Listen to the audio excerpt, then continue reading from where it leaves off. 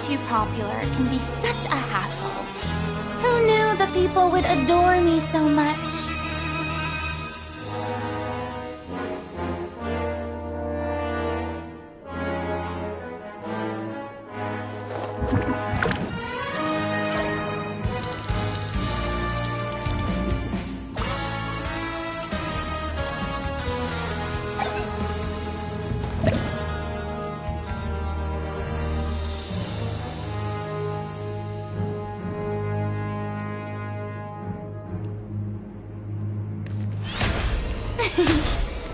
Shower me with praise!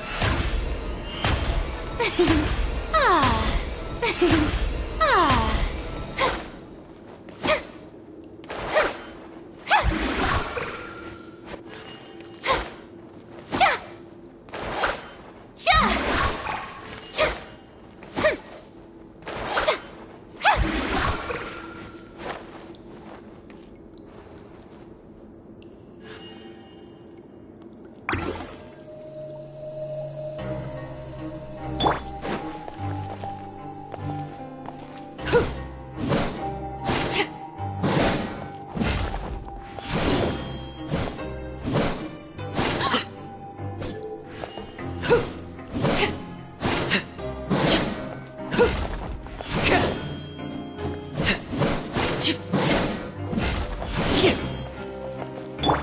What's the hurry?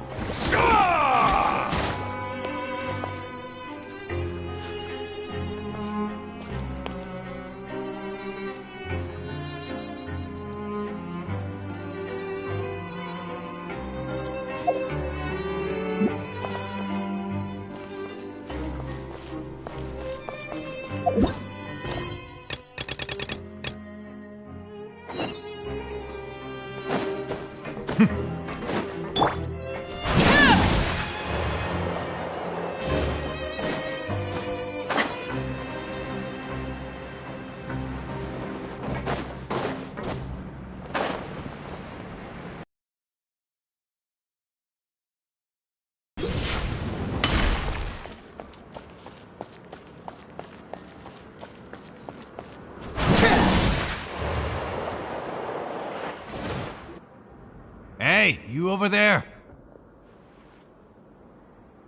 Yeah, you! Say, do you like playing card games? You know, like Genius Invocation TCG? You TCG players are like mint in the wild, literally sprouting up everywhere. Hey, come on now. What's wrong with finding fellow Invocation aficionados? Anyway, care to join me for a game? Alright. No pressure. But why would you be looking for people to play Genius Invocation in a place like this? Whether you're throwing down cards or throwing punches, it's all a competition, isn't it? There are lots of card players here in the fortress. When I saw you, I immediately thought, hey, even outsiders from other nations play cards. So, sure. Great! Since you've been here longer than us, you need to flex your seniority a little bit, right? I thought you would have already heard everything by now.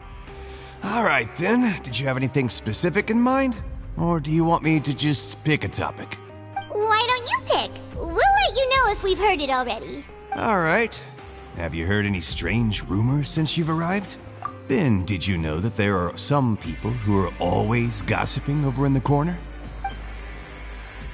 There are two guys who are always skulking around in the corners of corridors gossiping.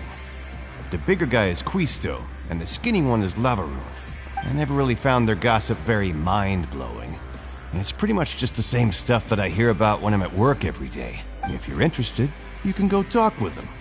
They tend to talk a lot of nonsense, but they aren't exactly bad. Good to know.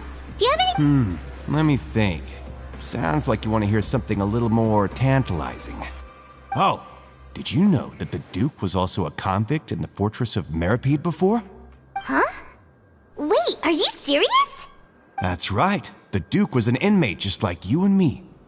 Seems he was exiled here for committing some crime. Who knows how he ended up rising up to become the warden, though? To go from an ordinary inmate to becoming the manager of the whole place? I'm not gonna lie, I got a forbidden zone? Sounds like something that someone just made up. It's just a rumor we've been hearing, but no worries if you've never heard of it. Do you have anything else you can tell us? Anything else? Not that I can think of, but I'll be sure to tell you anything interesting I hear next time.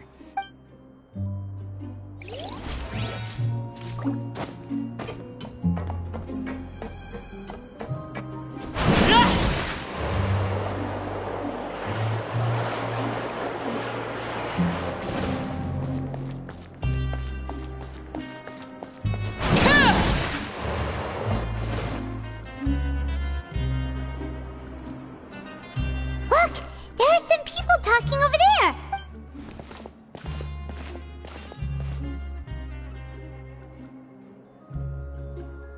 If you ask me, those pompous parasites on the surface act like they're all a bunch of aristocrats.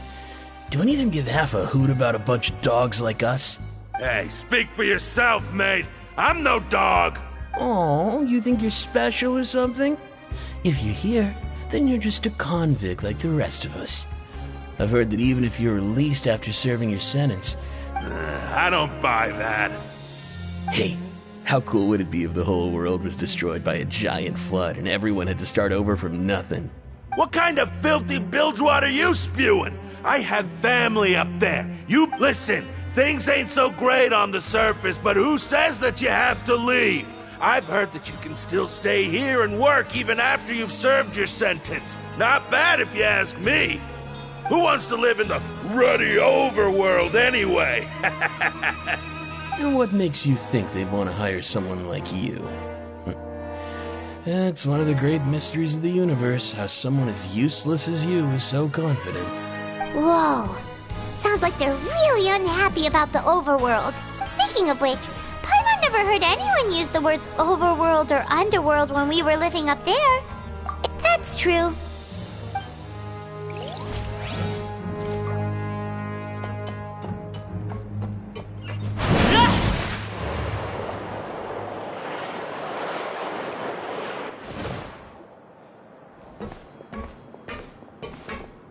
There's a group of people over there. Let's go listen in. So I said, that's not a faucet. Hey, who are you two? Why'd you come over all of a sudden? Oh, sorry for eavesdropping. Sounds like you were talking about something private.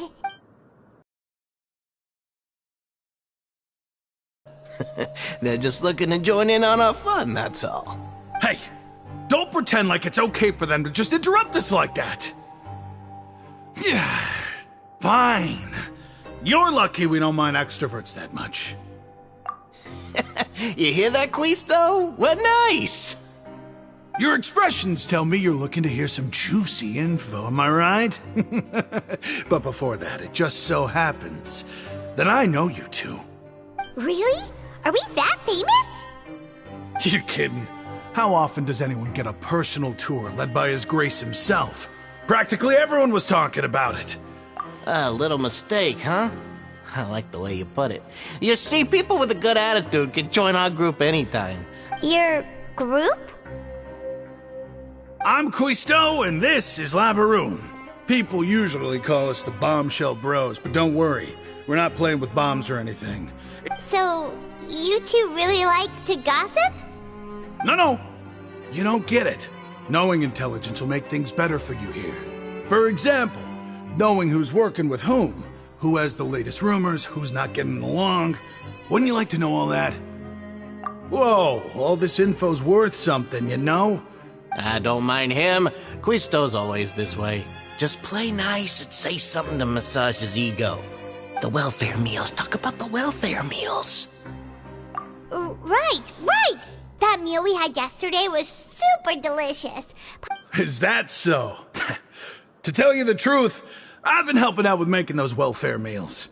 Oh, so you're the one who made those delicious steaks. Amazing. You could be a professional chef. You are correct. I am a true professional. In fact, I even went to culinary school. Since you like my cooking, I guess that means we share similar tastes. Listen carefully. This little bombshell will help you learn what's really going on here in the fort.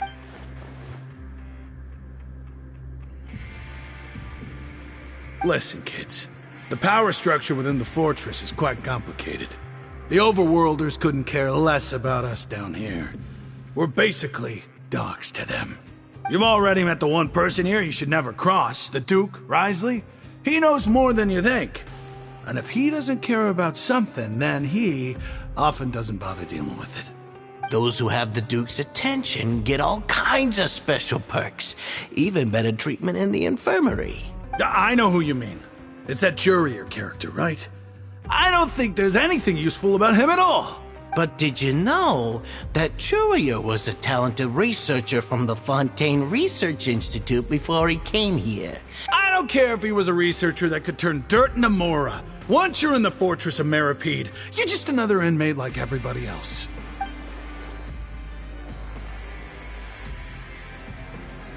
Speaking of which, the last time I saw him, he was passing by in the corridor with Lorvine. I also heard they started arguing in the library and got into a fight, right? You mean he hit a woman? Wow, I never imagined he was that bad. But that Lorvine's also quite the odd one, you know? She's always gabbing away, got into a fight with a man, and she also got sent to the infirmary. Wait a second. You don't think? Do you think could it be that they're secretly meeting there to go on dates? After all, I do remember seeing Lorvine beat Jurier to a pulp that one time.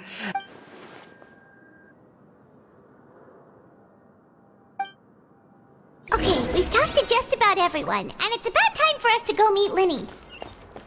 According to the card he left us, we should go meet him in the production zone.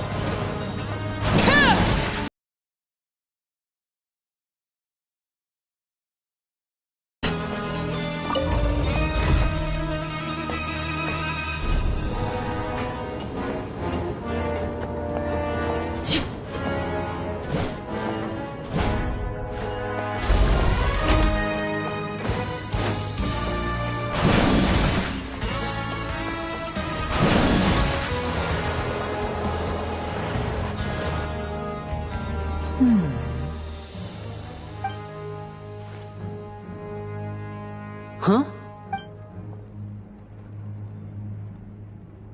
That look in your eyes. You found something? Hey, this is no time to be modest. Just tell him we found a boatload of information. Oh, as expected of the legendary duo, you have my full and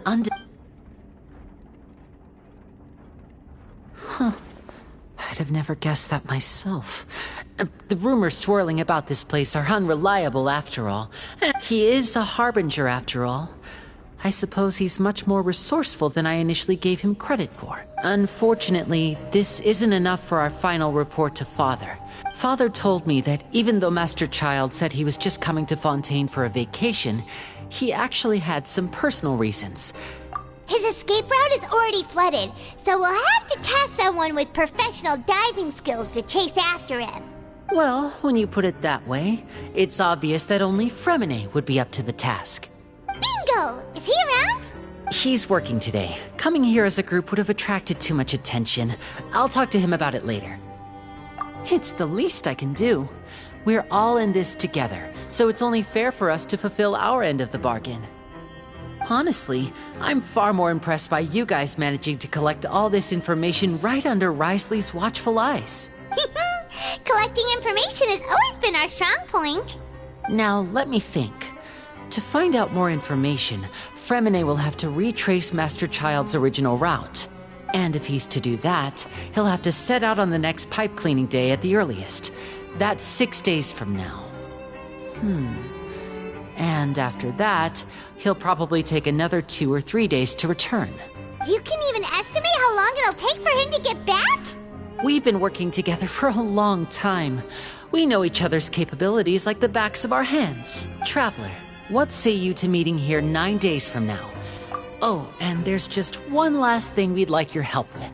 Though we can just sit back and wait for Fremine's report on Master Child's whereabouts, we still need to make more progress on the investigation of the Forbidden Zone. Fremine's no master of disguise. Lynette's still working on getting intel from the other areas, and I'll need to spend some time helping Fremine prepare for his diving mission.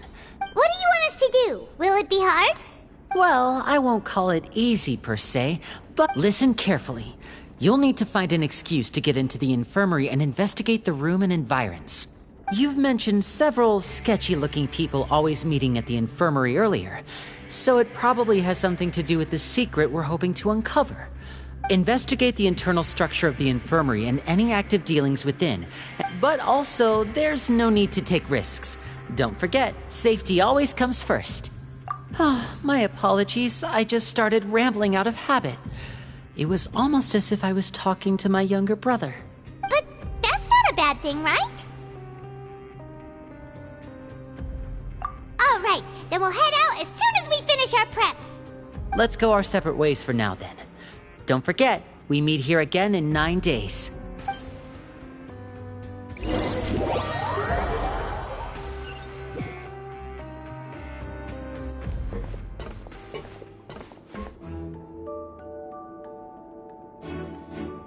Hey, stay here for now. Paimon will take a peek. There seem to be several people inside.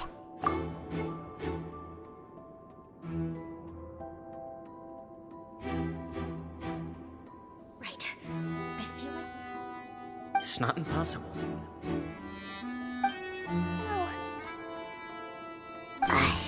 It's a bit hard to understand them from here, so why don't we just try to talk to them in person?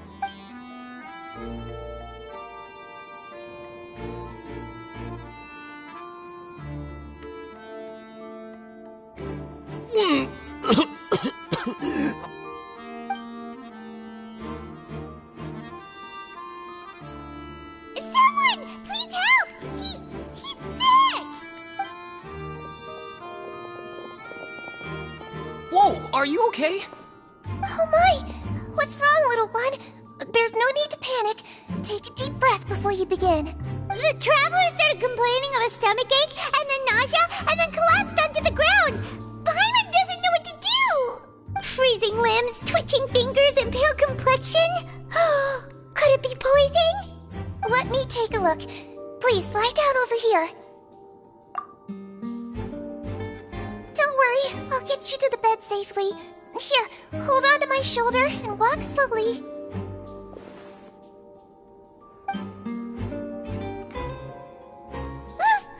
You can do it, traveler!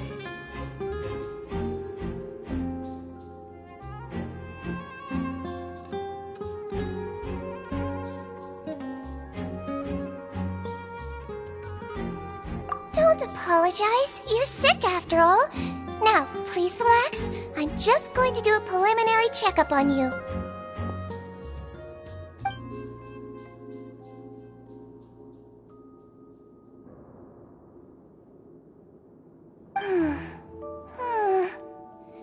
I see now. My checkup has confirmed that he's not in any mortal danger. That's our worst fear out of the way. Eh? Oh, that's good. But I'll continue my diagnosis of the patient now. Please, relax and take a deep breath.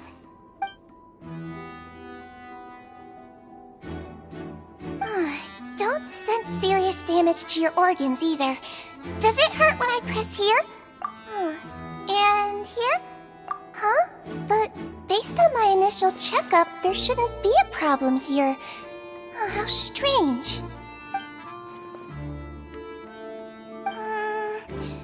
What about here? Does this... I understand. So I think you just ate something that disagreed with you. That's all. Nothing too serious. Outside of a pretty bad stomachache when it decides to act up. So that's what it is. Thank goodness it's not anything more serious. And there have been other inmates complaining about the food recently. Congratulations! The health risk is incredibly low, so you should recover within a couple days. Why don't you take a rest here while I go get some medicine for you? Miss Lorvine, I'll have to trouble you to help me look after this new patient while I'm gone. Very well. And she hopped away just like that.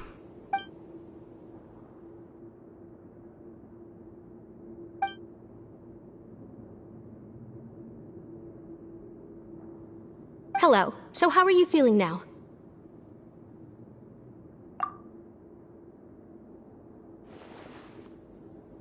His stomach ache's really bad. He was stumbling about the whole way here, so Paimon's really worried.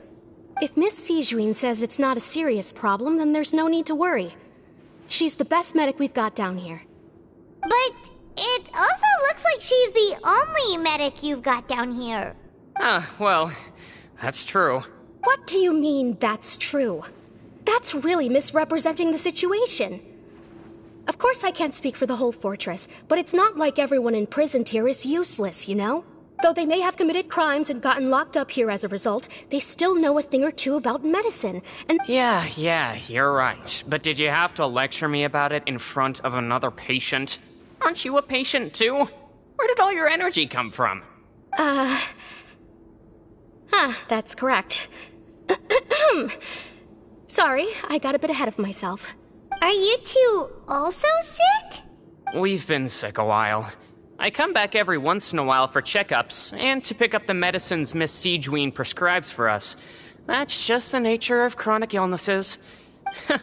You could say she fancies herself as Miss Sijuin's capable helper because she learned a bit of medical knowledge ages ago. Please watch your mouth, Mr. Jurier. Don't forget that you are the primary reason I have frequent heart palpitations. Hey, don't start arguing now. Please, keep it civil at least.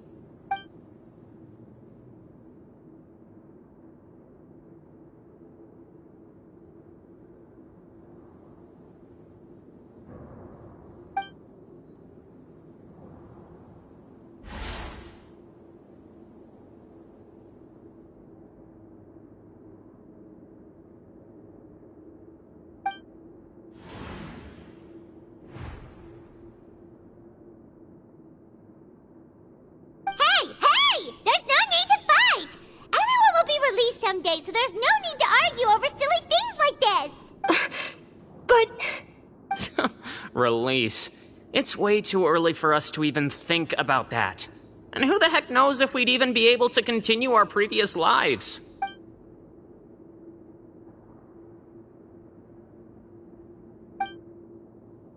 Please allow me to end this boring and useless conversation.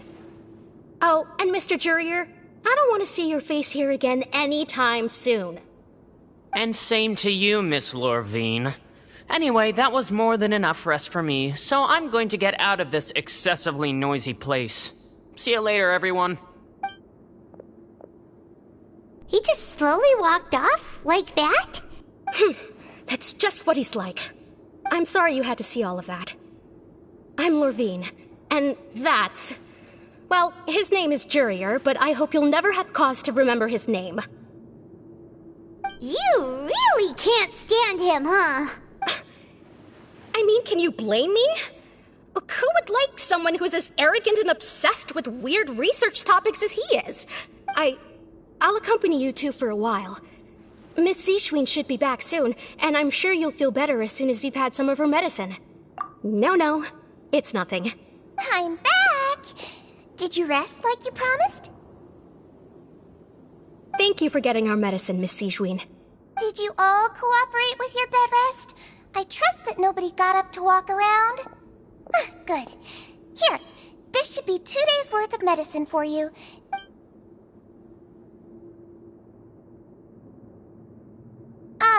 Miss Lorvine, I left in a bit of a hurry just now. Do you still remember if we discussed the color of the pill that you should be taking today? I remember. You said it should be yellow. Yellow, huh? I understand. These are yours. Please, make sure to go to bed. Way now. I hope you feel better soon too. See ya!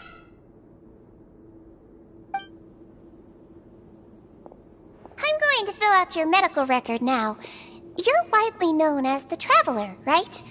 I just want to double-check a few details. If that, those two made quite the commotion just now, so why don't we let the Traveler rest? So his primary symptoms are abdominal pain with secondary symptoms of nausea. That's it! Alright then. Is there anything we should know besides to take the meds? No, his base constitution is quite good, so I'm sure he'll recover quite quickly after taking the medicine. Please, make sure to stick to bland or less stimulating foods. Got it! Paimon will hold the Traveler to that for sure.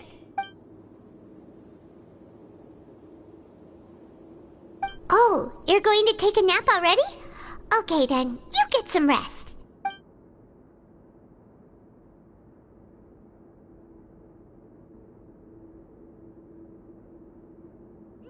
We've been to lots of places together. He may look a bit under the weather now, but he's actually super strong. So you're the best of companions. Well, don't worry, he'll recover soon. You're awake. How do you feel? You slept for a really long time, but we never left. Well, now you can go back without a worry in the world. Remember to take the meds regularly, and don't forget, bland foods. Thank you, Miss Zichuin.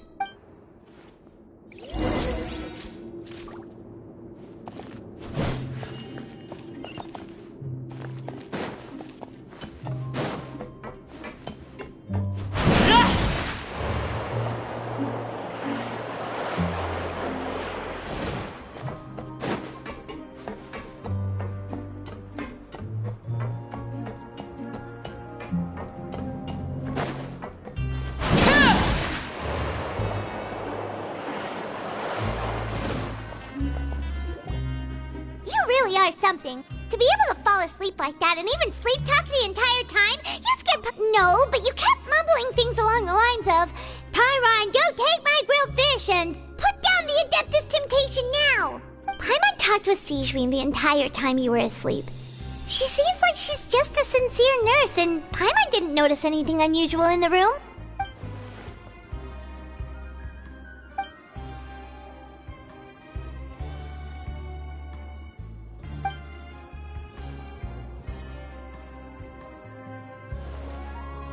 Whoa!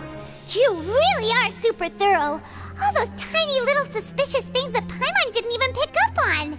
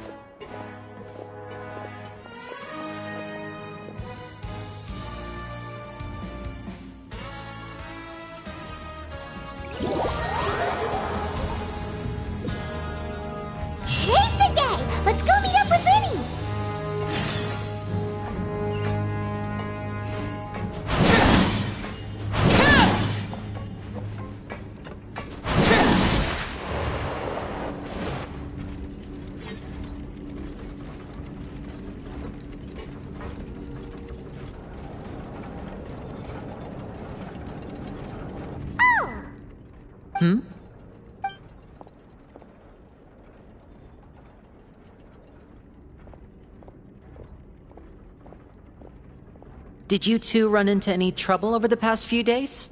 No, we just worked our shifts according to the schedule. That's good. That means you didn't raise any suspicions when you infiltrated the infirmary. We've taken a look at the slip you've sent.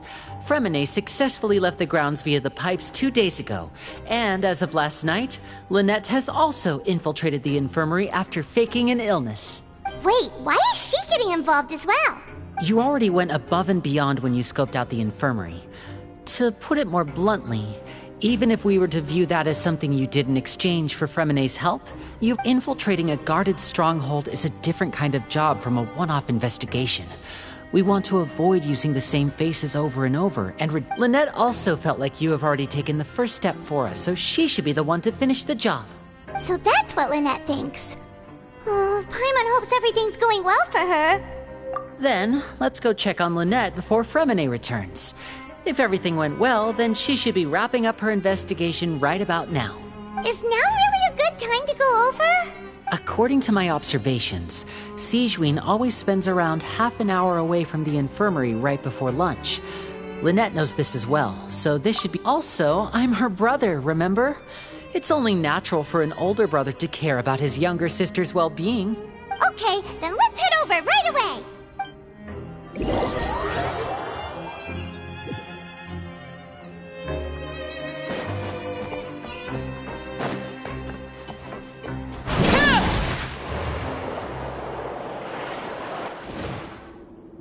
Lynette should be here right now. Huh. Strange. Lynette? As expected, Sigewinne isn't here, but why isn't Lynette here? No, Lynette rarely deviates from the plan.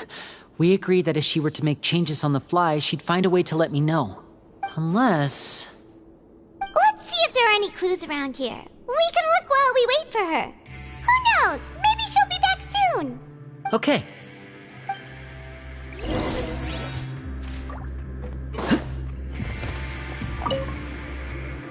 None of the beds have any signs of having been slept in. Except that one over there. That's the one Lynette must have used, right? You said she was pretending to be sick. She would have said her migraine was having a particularly bad flare-up. Generally speaking, the head nurse would then ask her to lie down and rest, which means either the head nurse didn't return the entire time from when Lynette laid down up until she left the bed, or the nurse intentionally left it this way.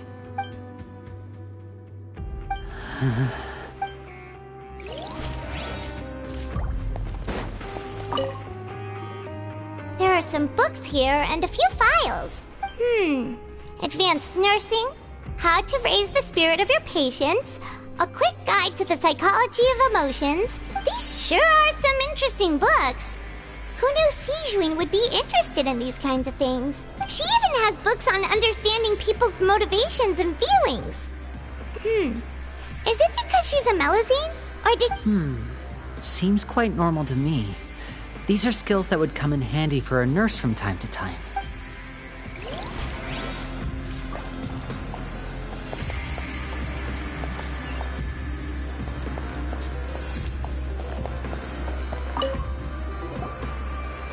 This is it! We saw it before! Wait, this thing? It doesn't look like it's been disguised that well.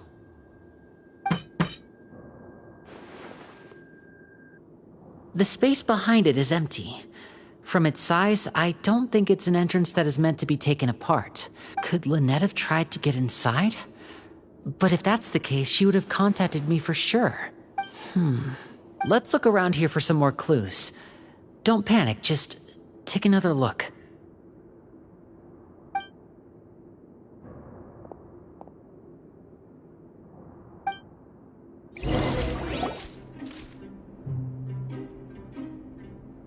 Hey, you guys, there's a slip of paper over here. A slip of paper? It's right over here, and there's a bunch written on it too. It reads, out of respect for your usual practices, I'll use a piece of paper or card as the...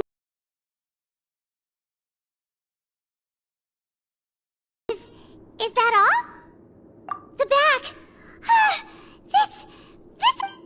Show me! Now! That look on your face! Paimon's reading it now! Would you care to guess where Miss Lynette of the Fatui could be right now?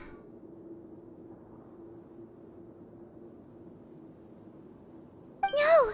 Could she have... Is she already... Wriothesley...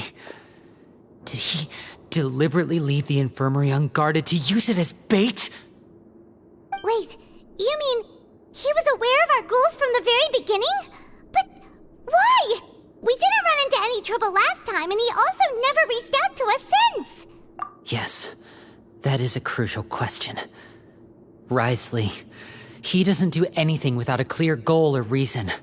So you're not from the same camp as us. You were sent down here by Neuvillette, so you have no conflict of interest with Wriothesley. We're a completely different story, though. I'd like to know that, too. Why did he only go after her? Don't panic, just think everything over. I have to stay calm. This is not like what happened last time. The situation's different now. Wait, you're right. Wait, but that means... the fact that Fremine was able to leave the grounds... Could Wriothesley have let him go as well? But what does he gain by letting Fremine leave like that?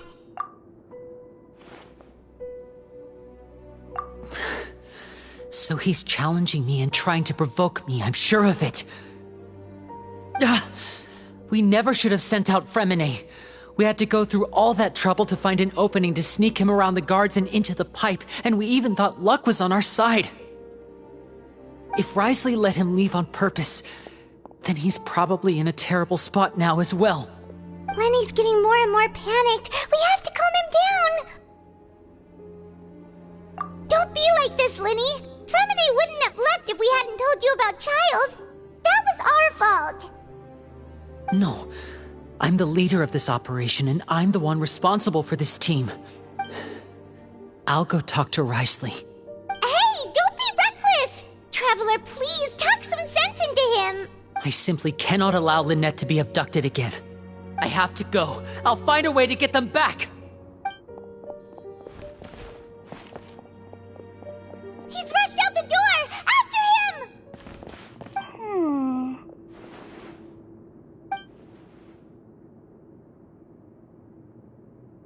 Right. I feel like we still have some room to make changes on these details. It's not impossible, but it'll require extensive testing.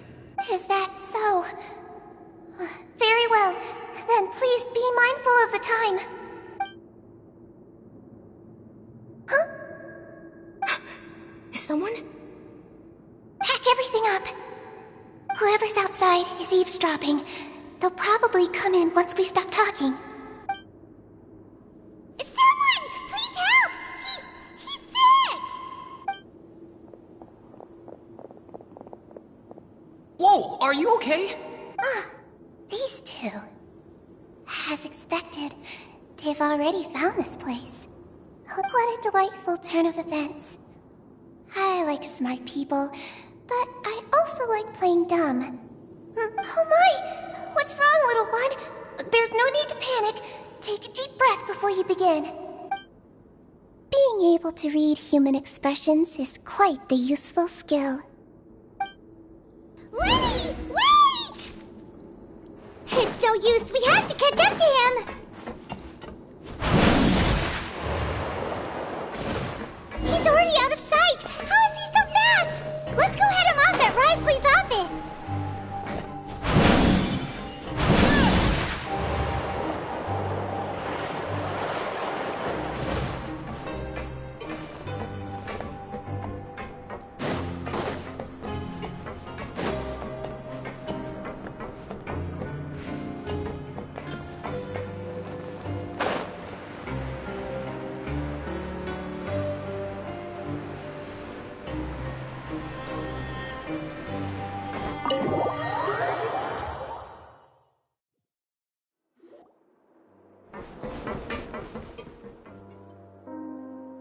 Come out and face me, Wriothesley! Aren't we at an administrative office space? Why don't you at least try to follow even a couple rules from the fortress's indoor management regulations? What did you do to my sister? I ran into the young miss at the infirmary. I'd heard that she was suffering from quite the migraine, so I decided to invite her over for a cup of tea. I do have some teas in my collection that can work wonders against such an illness. Stop joking around! Where did you take my siblings? I have also heard that your performances are quite the spectacle. Miss Lynette would sometimes enter a box filled with water, only to... Maybe she'll appear behind you right now if you were to turn your head. Is he trying to trick me into turning my head? No, he's probably not looking to attack me right now. All of the hostages are in his hands, and he's even in the mood for small talk. You knew we were investigating the infirmary from the start, so you deliberately aroused the traveler's suspicions and baited us into continuing our investigation, just so that you'd be able to kidnap Lynette. As for Fremine, no, you probably didn't even interfere with Child's escape. You let him go, so you could purge the Fatui members that we had planted into your ranks. There was no need to do so. The Fortress of Meripede is a pretty pleasant place. Most people enjoy their lives here. The only ones who act differently are those with personal agendas. You removed our original members and spread the news of Child's escape so Father would assign our team to come down and investigate. Fremine has also fallen into your hands, right? If you're oh so omnipotent and so in control, why would you need hostages? One correction. Lynette is in my hands right now, but Fremine is not. He's not? What do you really want? Lenny! Oh, wonderful. Everyone is here, so I'll only need to say this once. Thank you so much for cooperating with me. Eager and to the point, I see. Alas, only Miss Lynette is currently having a cup of the fortress's finest tea. Although, as per your original plan, Mr. Fremine should also have returned to the fortress by now. But he has neither shown up within my gates, nor has he been taken into any kind of custody. So— Wait, you can't mean you locked him outside in the sea? I closed the fortress's gate to the outside world. That's all. Fremine's a star diver, so he should be fine, right? No, we're still here, so he definitely tried to find a way to come back for us. So we can't assume he might have made a break for the surface.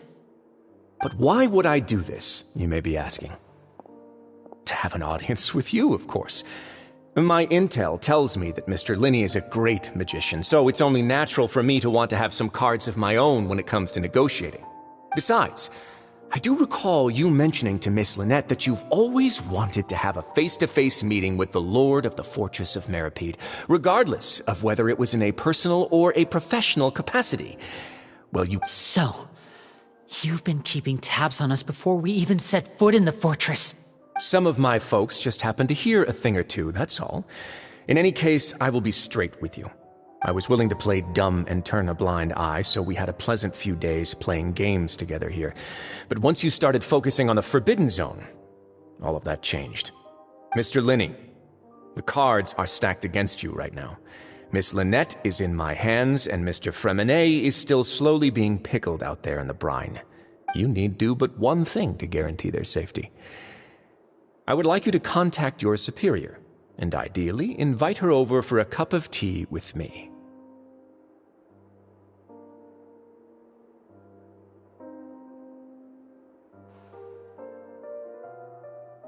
You want to see Father?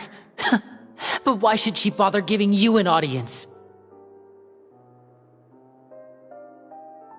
Well, if she cares for the well-being of her dearest children, she should have plenty of motivation to join me for a parents' evening. I've heard that the bonds between the members of the House of the Hearth are like the bonds of family. I don't see why she would refuse. Why did you think Father sent us to handle the Fortress of Meripede? This place is basically a no-man's land. It wouldn't be fitting for anyone as important as a harbinger like Father to come here in person. Oh, I see. So it's because she doesn't care for my place here. That's such a shame. After all, I've amassed quite the tea collection. Was this the extent of your master plan to get to Father? No matter how much pressure you may put on me, I won't allow you to use us to blackmail her. You people really are difficult to get along with. All I'm asking for is a face-to-face conversation. Does she truly have no interest in the fortress's secret? Mr. Linney, you have one last chance to invite your father here. Linny! Instead of asking why I'm doing this, why don't you try to see things from my perspective for a second? I gave you a warning by cutting off the first few operatives I found, but that only caused you to double down. Had Mr. Fremenet left the fortress on his own, and Miss Lynette tried to pry out my secrets right in front of me. No matter how you look at it, the responsibility for this falls on you. I shouldn't ask Father to do anything because of us. 6, 5...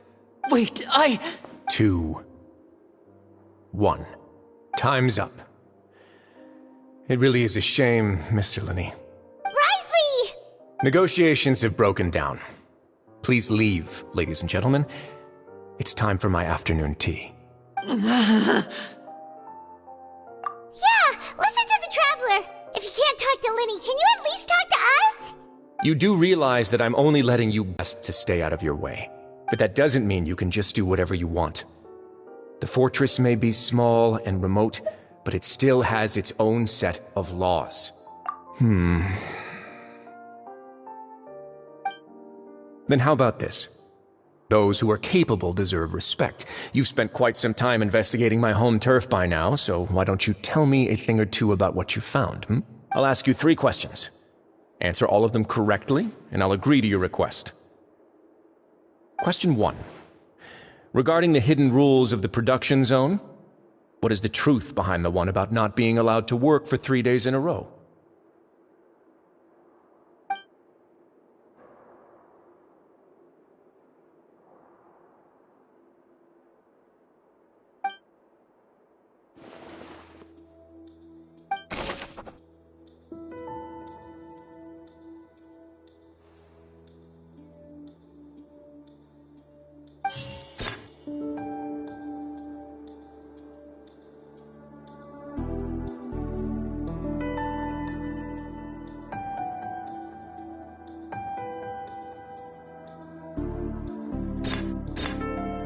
I've been told that the infirmary is always empty for the half hour just before lunch. But what could Sijuin be doing during that time? The Fonta promoter has been struggling because he doesn't recognize the real value of coupons. Meanwhile, we often see Miss Sijuin observing the prisoners at work near the production zone. It seems like she can perceive the general state of a person's health. Fonta's internal report suggests the research notes said that the Melusine race perceives the world very differently from humans. According to Collins, the Pancration tournament only... We often see Miss Sijuin observing the prisoners at work near the production zone. It seems like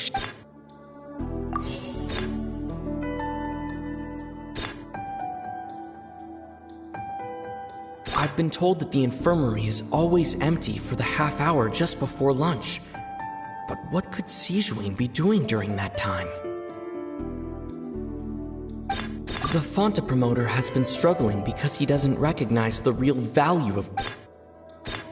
We often see Miss Sijuin...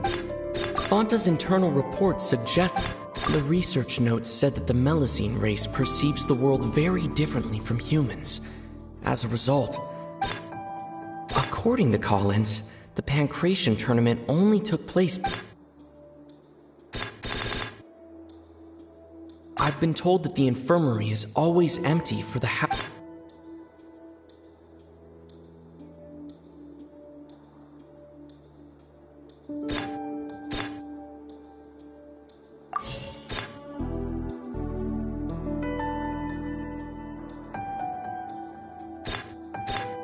Fonta's internal report suggests the Fonta promoter has been... The research notes said that the Melusine race perceives the world very differently from humans.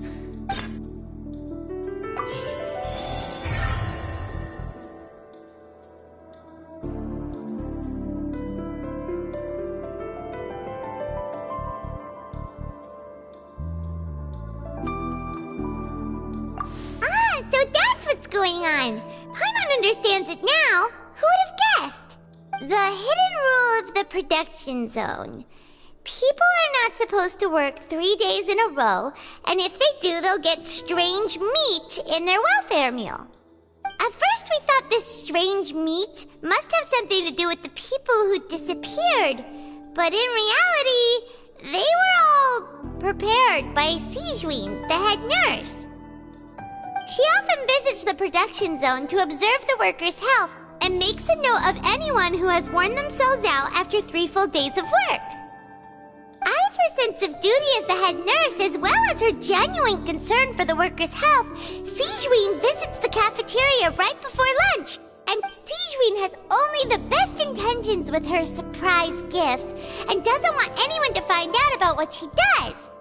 However, unfortunately, Melusines as a race perceive the world differently from humans, and their sense of aesthetics is even more alien to us. The recipients of her lovingly prepared special meals cannot taste the care within and usually just freak out. Are we on the right track? Not bad. You've uncovered Sigewin's secret and even guessed her intentions correctly as well. It's nice to know that her efforts have not gone unacknowledged. All right, now for my next question. There are also some hidden rules in the Pancration Ring, including the one that you're not allowed to support both sides of a fight. Why is that?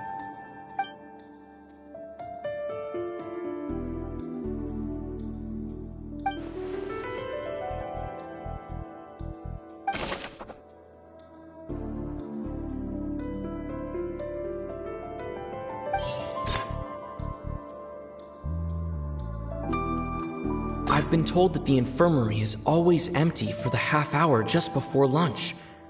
But what could... Fonta's internal report suggests that they're starting a new trial of an unnamed and unpackaged product. But the product has to undergo a trial because even Fonta's own employees have a lot of reservations about it.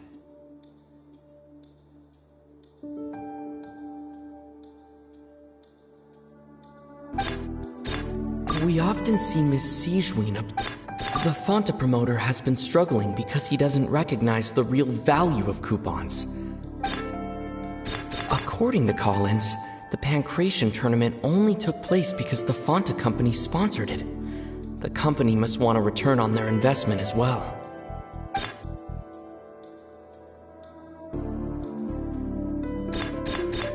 Fonta's internal report suggests that they're starting a new trial of an unnamed and unpackaged product. But the product has to undergo a trial because even Fonta's own employees have a lot of reservations about it. According to call-ins, the Pancration tournament only took...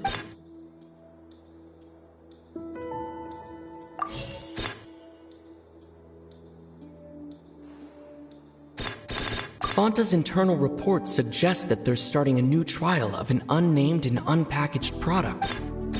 The Fonta promoter has been struggling because he doesn't recognize the real value of coupons. Fonta's internal reports...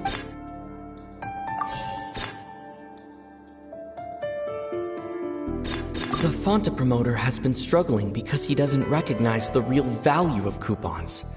Meanwhile, the Duke believes that only idiots who don't understand the value of coupons will spend them on Fonta.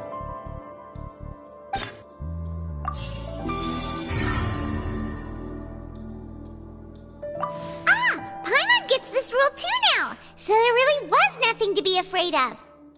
That hidden rule of the Pancration Ring is about how, people are not supposed to bet on both boxers at the same time. And if they do, they'll receive a package containing a strange, blood-colored liquid.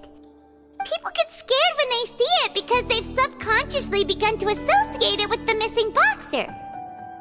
But really, it's just a bottle of the latest yet-to-be-named and packaged new Fonta trial product. A blood-red drink. It's no wonder even Fonta's own staff were questioning the company's decision-making. The company, facing backlash from its own staff, decided to try to trial the product on a smaller scale, to see how it might be received by customers.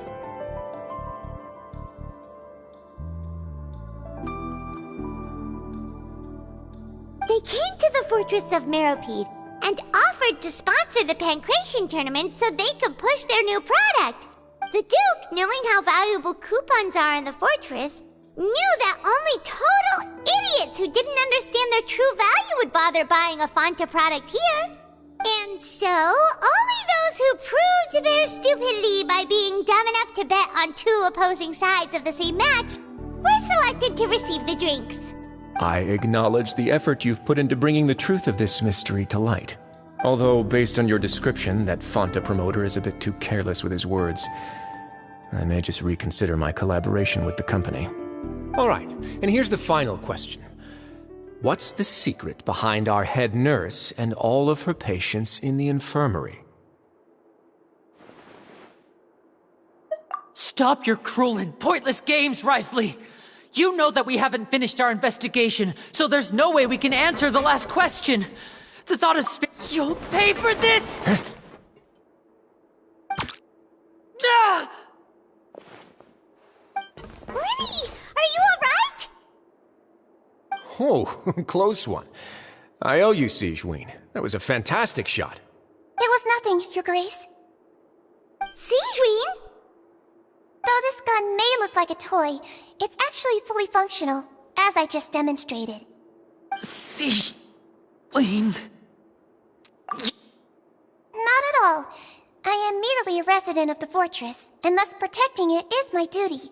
When Monsieur Neuvillette asked me to come here, he told me that my job would be to take care of the well-being of everyone here. But if you mean what you just said, then isn't Lenny someone you should be looking after as well?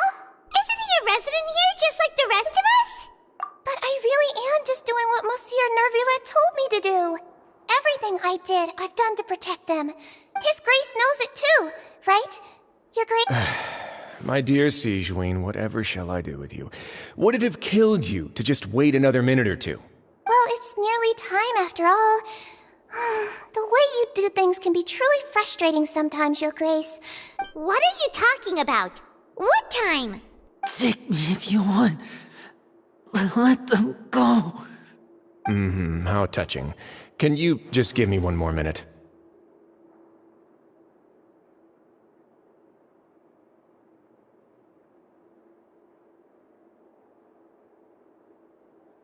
Don't be like that, Your Grace. All right, everyone, calm down. 2 more visitors will be arriving any time now. I'll go get a cup of tea. Miss Sigewinne, I leave Miss Lynette in your care. You... What are you doing? I believe I hear footsteps.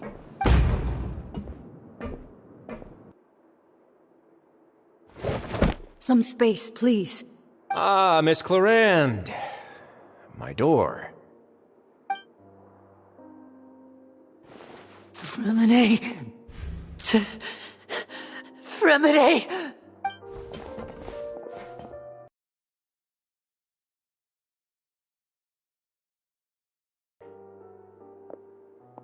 I'm sorry about shooting you, Mr. Linney. The tranquilizing effect will begin to wear off soon. Please take it easy in the meantime, though. What happened to Fremine? Wasn't he diving just outside of the fortress? Why is he looking like...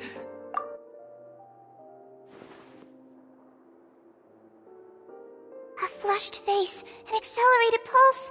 He must have consumed primordial seawater. What did you say? Please, make some space.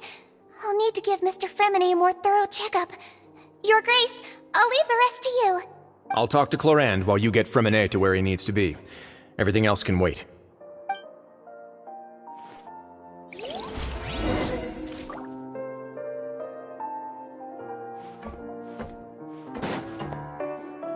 What's that look on your face? I thought I made good time on the way back. Oh, I'm just admiring your punctuality.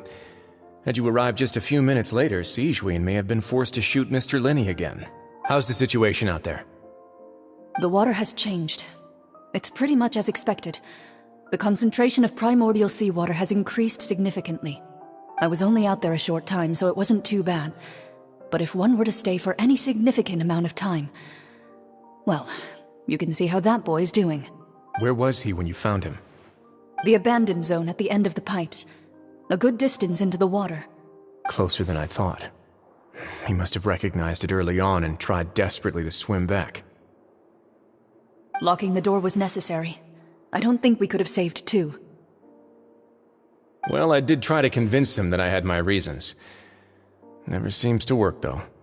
It would probably work on Neuvillette. He has a knack for picking out who had good intentions, even when the outcomes were all terrible. That's a bad sign if you're having to plead your case to Neuvillette. Want some tea? Not particularly.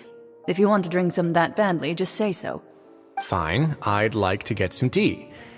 Want me to get you a cup too, since I've already made it? Might as well then, I suppose. Actually, do you have a towel? I would like to dry my hair.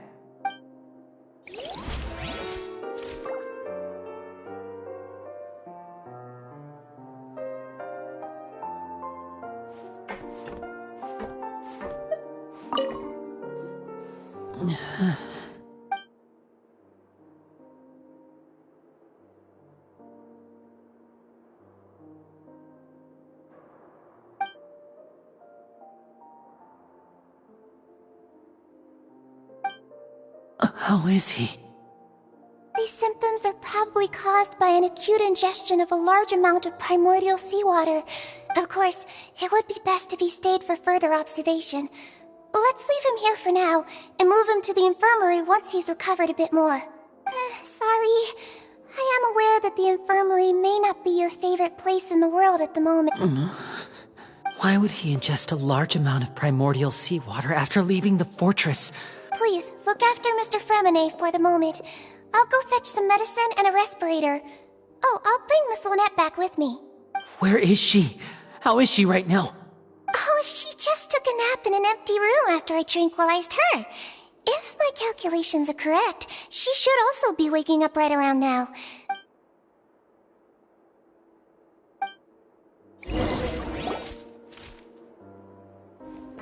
Linny, are you okay? I'll be fine. They're all here now. Don't worry about me. Are you sure? You don't... My hands and feet are still a bit weak, but that's probably just the residual effects of the tranquilizer shot. I'm back, everyone. Lenny! Oh, Traveler, Paimon, you're here. Fremine? Is he... He'll be fine. But for now, please help me lift him up.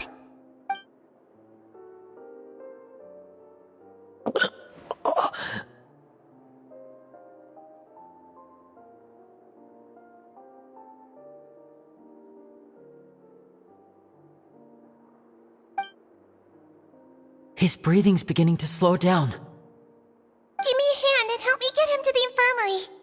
Yeah, I'll take him from this side. Lynette, together? On it. Traveler, you seem pretty worried about him. Want to come with us? The Duke and Clarande are gone. They probably went to get some tea. The Duke will explain the truth in just a bit. Miss Clarande will need a break, since she only just returned from rescuing Fremine out of the sea.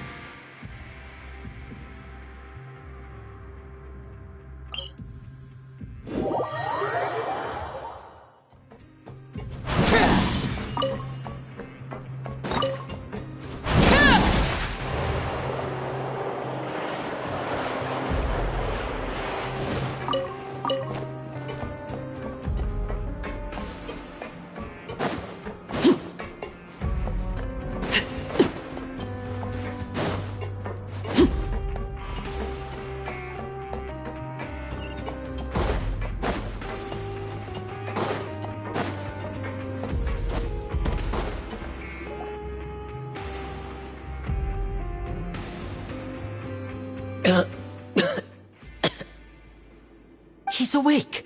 Fremine, how do you feel? Lenny. Lynette. We're all here. Where? The infirmary, at the Fortress of Meripede, Mr. Fremine, and you are no longer in any danger. How do you feel? Don't push yourself if you're not feeling up to it. Traveler. Paimon. It's been so long. The sea. There's something wrong with the seawater. Shh, it's okay. We can talk about it after you've recovered. No, listen to me. This is really serious. There's primordial seawater mixed into the regular seawater. I don't know why it's there, but no one should touch it. Pipes. Right, the pipes. It's all coming back to me now.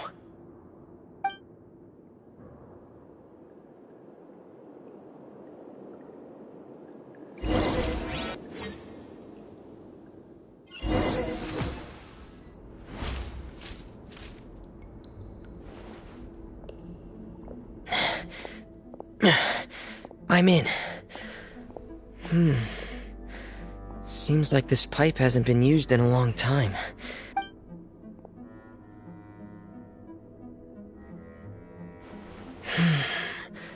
Where could Master Child be?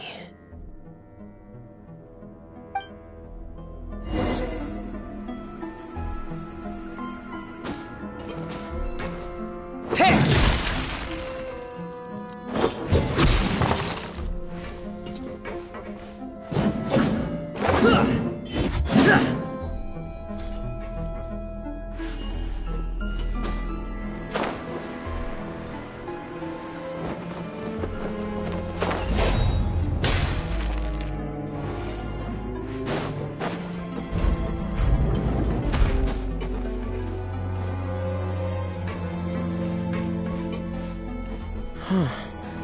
This mechanism looks like it's been tampered with.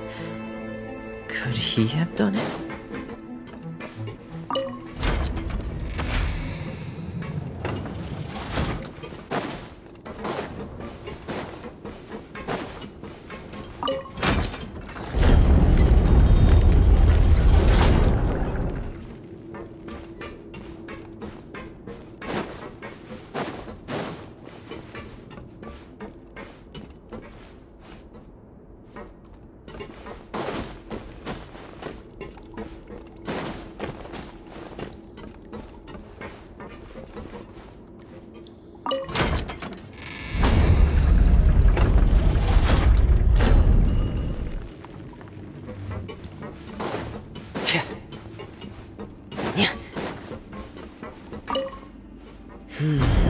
It's getting stuck on something. Seems like I'll have to avoid those obstacles while I turn it.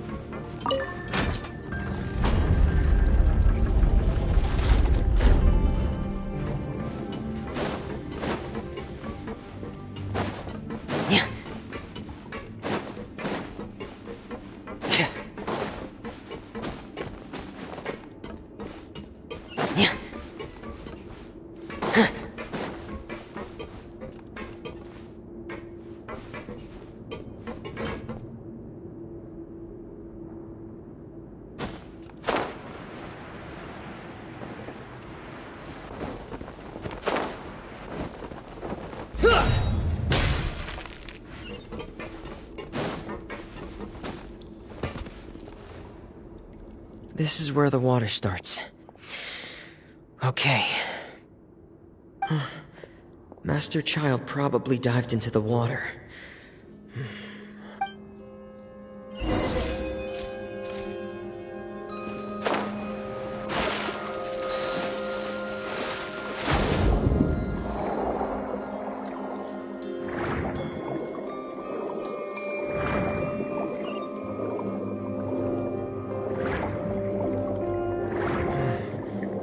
The vegetation here is a bit more sparse.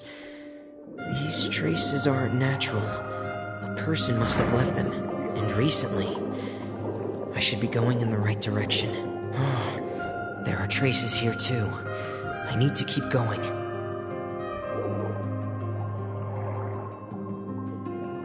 Huh? The traces are gone. But I don't see where he could have gone from here.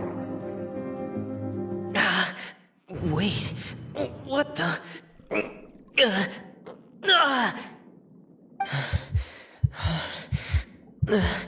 My heart is racing, and it's getting harder and harder to breathe. What's going on? No good.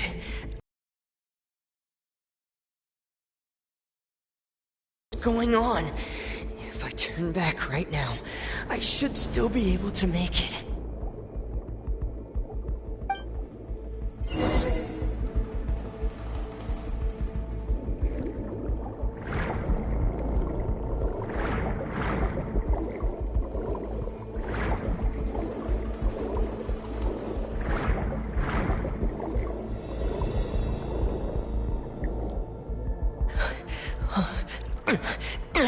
I can't die here. This is bad. I'm feeling worse and worse, and I have to push on.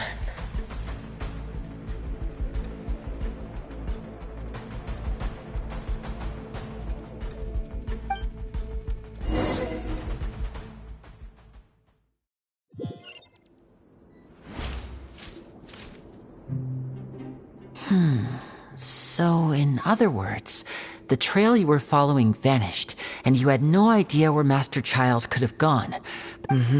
That's right. I tried my best to swim back, but I had already put some distance between myself and the fortress. Miss Clarande brought you back, but we also don't know why she just suddenly appeared at the fortress, or why she went out to save you. Miss Clarande, you say? I must go thank her in person. You're still too weak, Freminet. You can go after you've had some more rest. Miss Lynette is right. I believe Miss Clarande will stay here as a guest for another few days, so there's no need to hurry. A guest? Then I can assume Risley was the one who invited her to come down here? You should ask His Grace about that. He'll be able to explain better than me. Yeah, it's about time he actually told us what's going on. Wanna come with us, Lenny? No, please go on without me. I don't want to leave just yet. Lenny. The logical part of my brain is aware that we're safe right now, but I still can't bring myself to leave. Understood. Then let's just sit together for a while.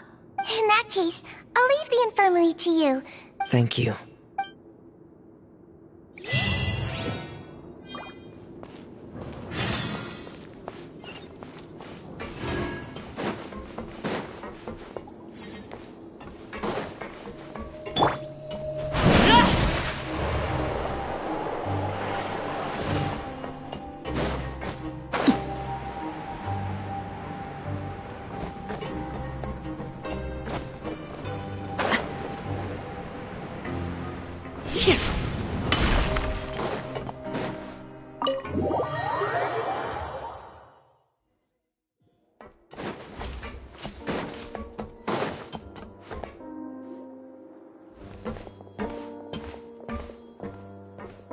Excuse me!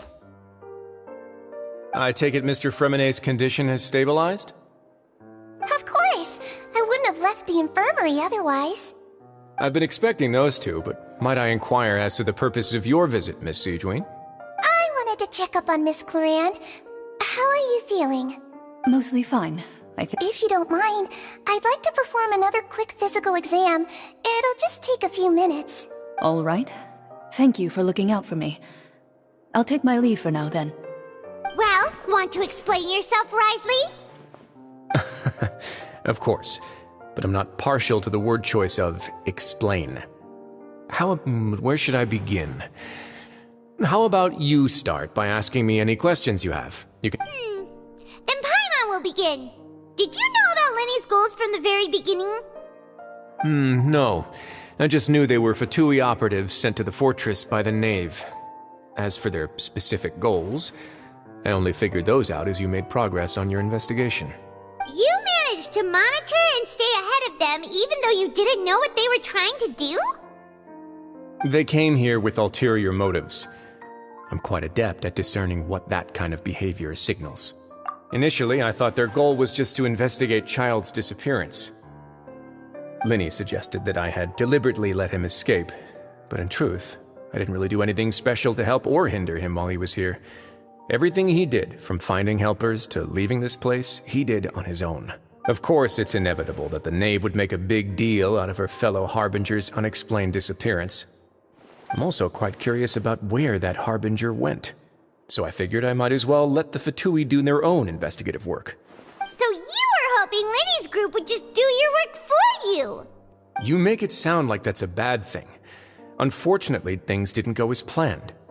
I assume that Fremine has told you already, the ratio of primordial seawater around the fortress of Meripede is on the rise. The Forbidden Zone has always been Lenny's target, and you got roped into that investigation after running into him.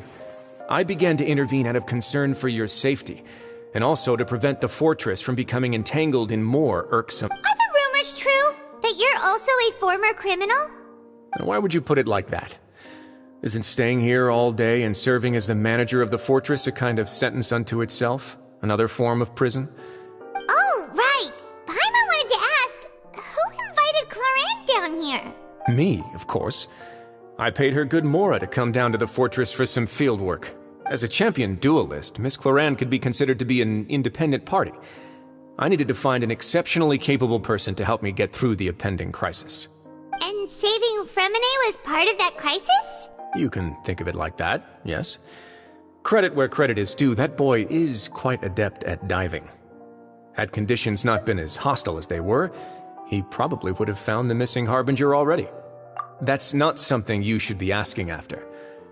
Neuvillette only asked you to investigate Child's whereabouts.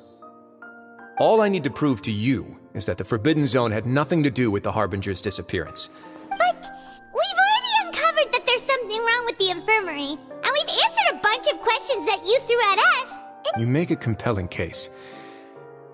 Do you really want to know the answer that badly? Yeah, Paimon really wants to know. Even if the truth may not be pleasant? Follow me.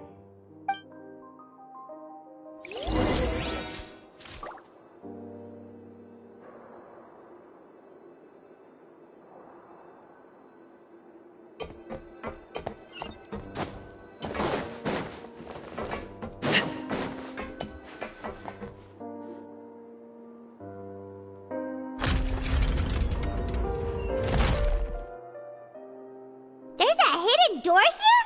And a whole basement behind it? Huh. You're pretty good at hiding stuff, Risley. It seems you've forgotten just what kind of place the Fortress of Meripede is.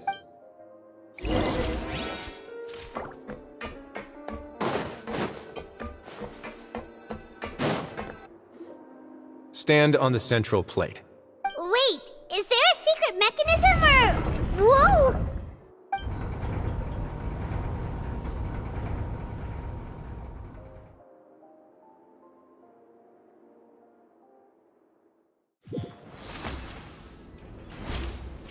So, this is the Forbidden Zone? Honestly, for a place so well hidden, Paimon sure doesn't see anything. What a huge door! There are 3 such isolation gates in total. Generally speaking, I'm the only one who's allowed to go inside. Am I correct to assume you're going to run on back and tell your little Fatui friends everything? Well, Paimon wasn't thinking of keeping anything from them. Well, I'd advise you wait until you've seen the whole truth of this place for yourself before...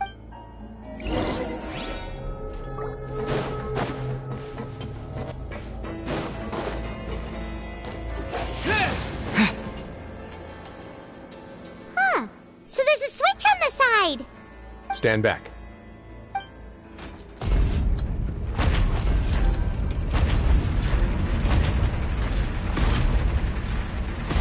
Whoa! They all just went up one by one! Go on, have a look.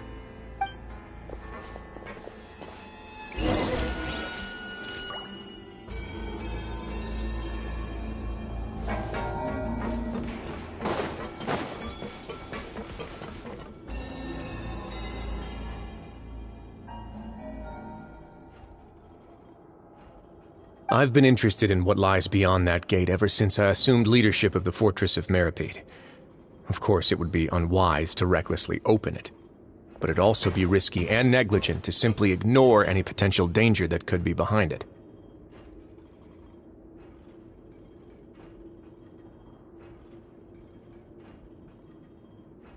The readings on that dashboard have not budged since the day when I first laid eyes on this place. But over the past year, the needle has crept upwards from its original position, likely because some parameter it's been tracking has changed, if only infinitesimally. Normally I would have ignored it, but I happened to have some free time when I noticed it, so I investigated. Any guesses what the reading could be tracking? Very reasonable guesses. I've considered both of those as well. The temperature should vary with weather and climate changes, so for something that rarely shifts, the water pressure is more likely. We ran a few tests to increase the pressure from the outside. Later on, a few more possibilities occurred to me, such as a potential connection with the primordial sea. I began to make a few preparations based on that hypothesis. Over the past few days, the needle has moved again. With that, and the symptoms that Fremine displayed after leaving the fortress, I can now confidently conclude that the readings represent the concentration of primordial seawater in the sea. The concentration of primordial seawater? And that is precisely the problem. We're at the bottom of the sea, and now we're surrounded by toxic seawater. Yes, that's very likely. But forget about the two of us. Not even Neuvillette knows where the primordial sea could be. Seems like you've figured it out.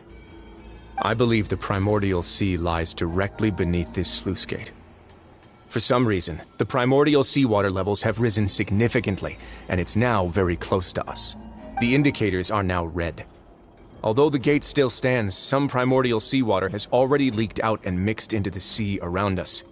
If this continues, soon it will no longer be able to hold back the primordial sea at all. Yeah, you know what the legends say. If this place falls, then everyone in Fontaine will be turned into puddles in the span of a night. But that's just too weird! Why would the Fortress of Meripede be built right above a sluice gate for the primordial sea? Your expression tells me you think this might be part of a vast, complicated conspiracy. It's just that the secret of the Forbidden Zone had been long forgotten by the nation. Meripede in any traditional sense. What we know about its history has been left to us by the people who used to live here. When the previous Hydro Archon, Egeria, ruled the land, all convicted criminals from Fontaine were exiled. The people drove the criminals away like a wolf pack chasing away the banished.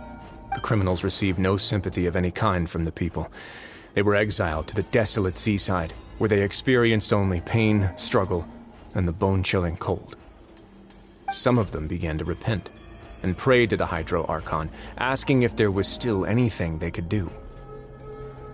The Hydro Archon took pity on them, and so, leaning on the power of the Hydro Archon, they gathered underneath the sea and began to build a fortress. They became a community down there in the deep. As the number of exiles increased, more and more people joined the community. When the first group of exiles died, they left the yet unfinished fortress to their successors. The Hydro Archon continued to lend her support, allowing the fortress and what it stood for to continue growing ever larger. Before long, this dark underwater fortress became the sinner's only home. And with that, the people here stopped referring to the fortress as a prison. They saw themselves as repenting sinners who would regain their freedom once they had sufficiently redeemed themselves. But as time went on, people also realized that the fortress was a lonely place. Once they had gotten used to life here, they could no longer feel comfortable living in the overworld. Once they had finished serving their sentences, some people left and some others chose to stay. They'd find some idle position and let their withered souls fade away with the ancient secrets of the past. After many, many centuries, few people still remember the reason for the fortress's founding. Now they just see it as an integral pillar of Fontainian society, now and again, researchers manage to break one law or another and live out their days in the fortress. I learned all this from an elderly historian. Everyone else just thought he'd made it all up. But now you know every part of that history is true. Indeed. It's just as the prophecy says. If this gate fails, then everyone will be dissolved into the sea. To be frank, not really. But sadly, that hasn't stopped this prophecy from proving all too accurate. Prophecies are troublesome things. Just hearing one will create the first wave of panic. Seeing signs of it will bring about the second, and actually let's go somewhere else. I want to show you something.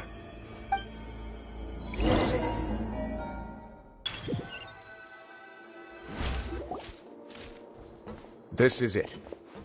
Your Grace, perfect timing. The results from our last round of experiments have... Wait, Jurier, he's not alone! Huh? Lorvine and Jurier? No need to panic, you two. I've already told them about our plan.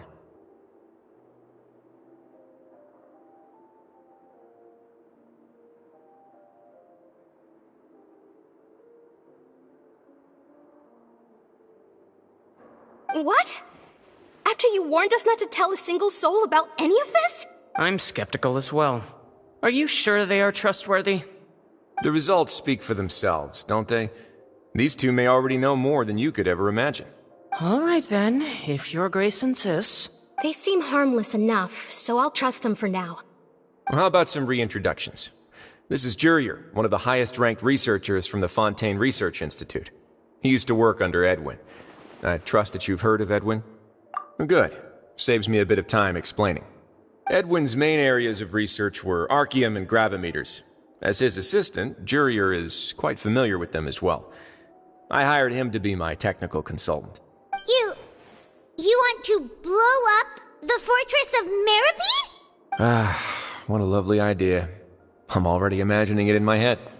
Gotta admit, I'm tempted as well. Guys, focus! Focus! That taskmaster over there is Miss Lorvine, and is also one of my technical consultants. While Jurier used to be Edwin's assistant, she used to be Jurier's assistant. Ooh, are they together? See, everyone keeps asking this question. Are you too sure you're not a couple and just using your work as a convenient cover?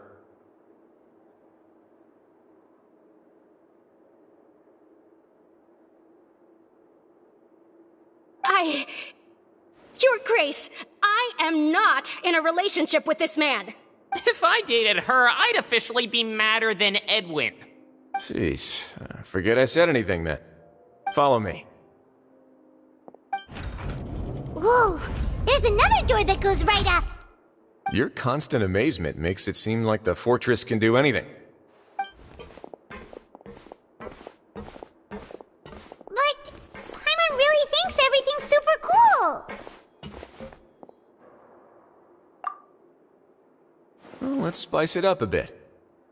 And here you go.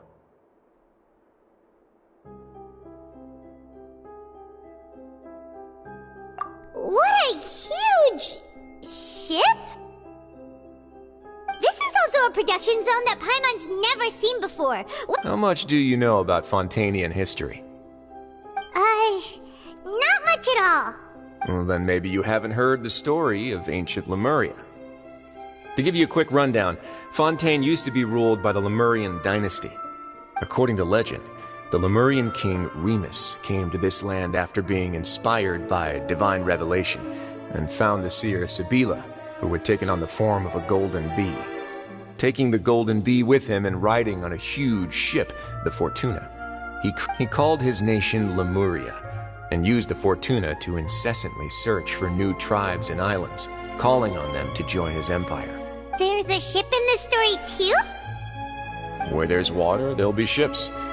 People believe that hope can always be found at the end of a voyage. Do you believe that too? To a point, I think. As you've already seen, I have a whole factory's worth of labor, materials, and technology at my disposal. Certainly can't hurt to give it a try. So the moment I began to speculate that the primordial sea might lie underneath the gate, I also began this project.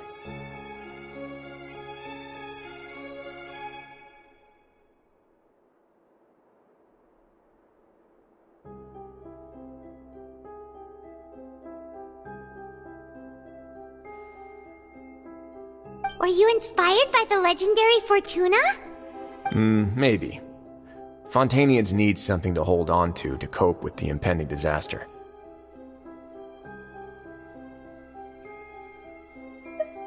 Were the workers to find out the truth behind this ship, riots would destroy the fortress faster than any catastrophe. As the fortress's administrator, I'd never make such a reckless call. Alright, that's enough talking for now.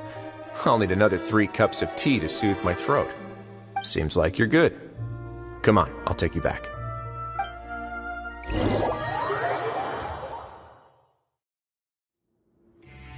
I'll leave you here for now. Thank you, so... No worries. But don't forget, it's up to you whether or not you want to share what you just saw. What you do from here on out will likely affect those 3 as well.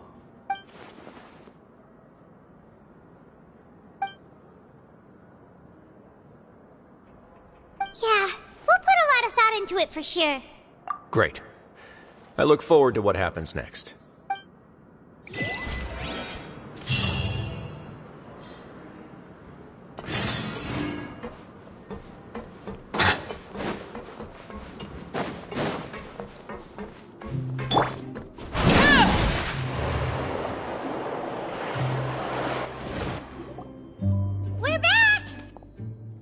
Welcome back.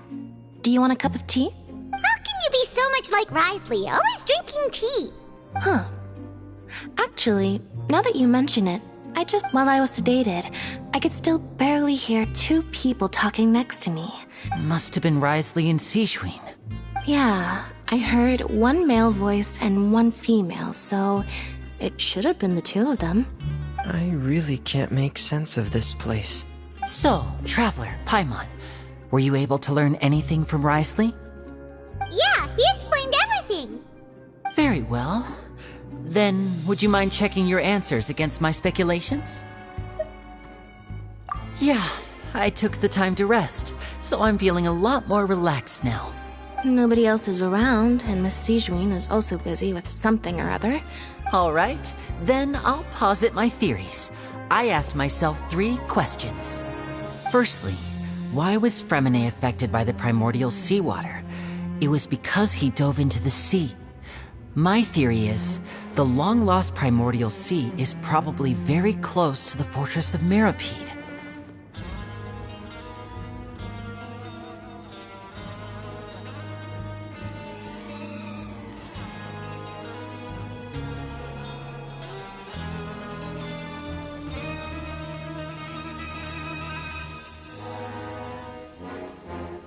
Ooh, he's good.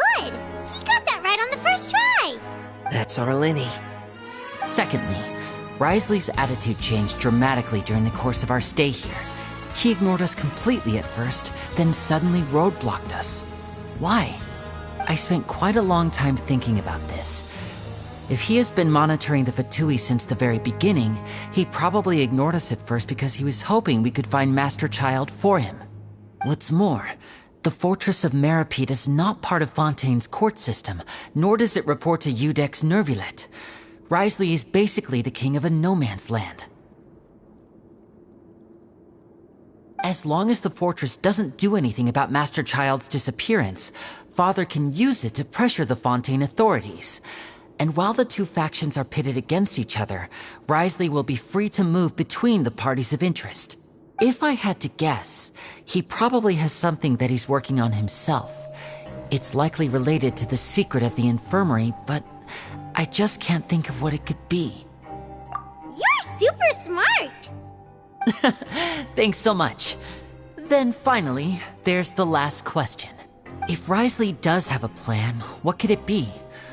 All I know for now is that his plan probably has something to do with the changing nature of the seawater.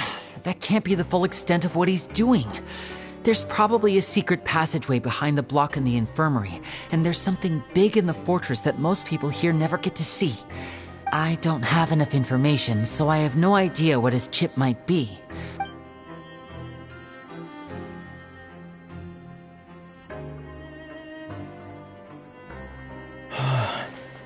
I can't believe it. The sea will engulf everyone. Could Risley have wanted to meet Father to figure out a way to deal with this crisis? If you remember, I once mentioned that Father sees the House of the Hearth as her base of operations, and she truly wants to resolve the crisis. Or perhaps he didn't know, and just wanted to bring Father over to his side? Yeah, that makes sense to me. I understand your concerns as well, Traveler. I'll figure out a way to pass this on to our father. The two of you have already aided us far too much. We probably wouldn't be standing here right now if not for you. If you ever need anything else going forward, please come to the House of the Hearth at any time. Though you may not share the sentiment, after all that we've gone through together, the three of us basically see you as family now. You have my gratitude. Thank you for protecting Linny when it really mattered. And thank you for sharing the secrets of the fortress with us. Why are you being so formal all of a sudden? Given your strength, you might not need our help at all. But if you are ever in danger, we will try our best to protect you.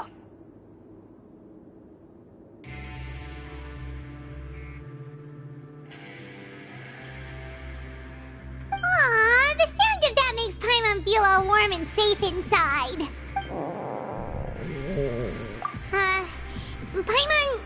Paimon's hungry. Oh, you've done so much already. Go get some food. Alright, then we'll catch you guys another time.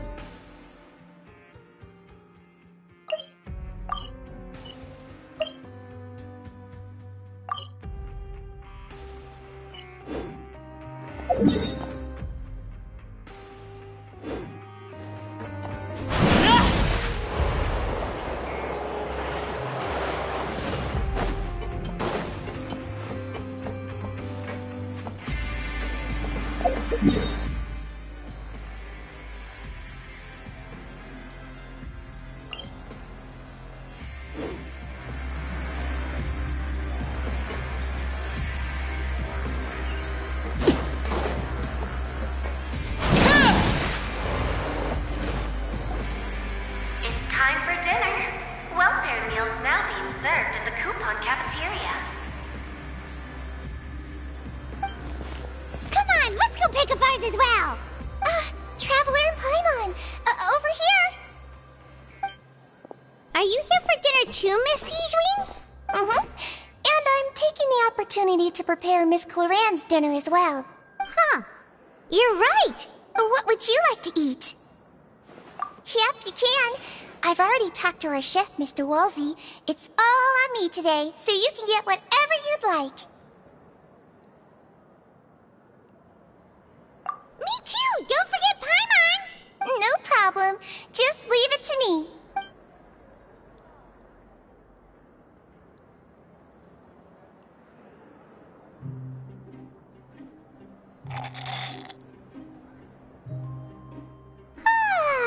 So delicious.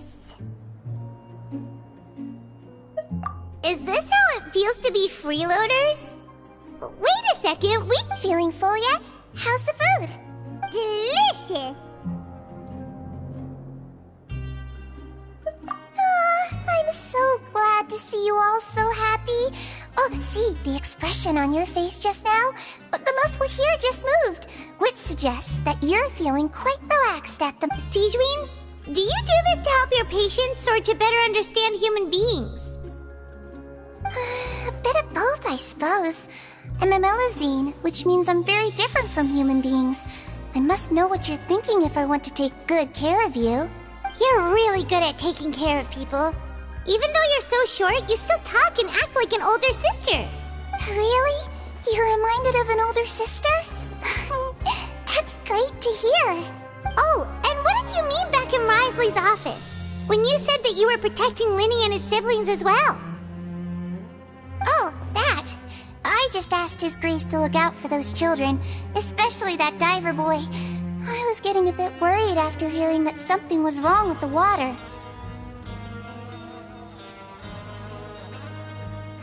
Thankfully, Clorand is very strong and managed to save him in the nick of time.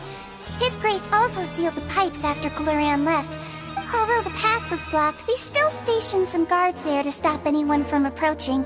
They were instructed to only open the door once Miss Clorand had returned. Oh, and I was keeping an eye on Mr. Linny as well. We had to press him, but we couldn't allow him to be in any real danger. You were all super considerate and really thought everything through. It's just what we do down here at the fortress. At least this has been His Grace's style for as long as he's been the leader. Oh, I really wish Monsieur Neuvillette would come down here more often too. I feel like he'd like it here, with all the darkness and chaos.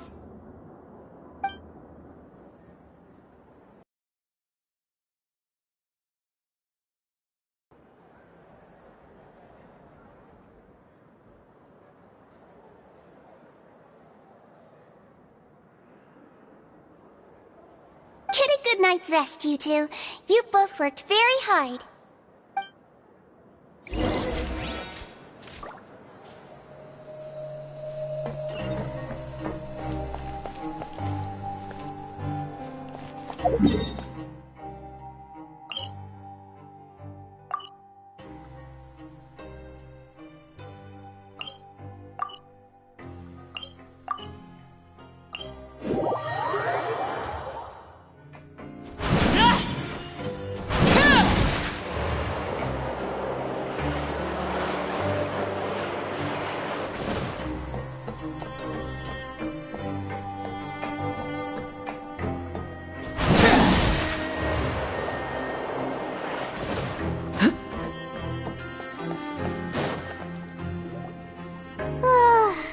Has happened. I'm super sleepy.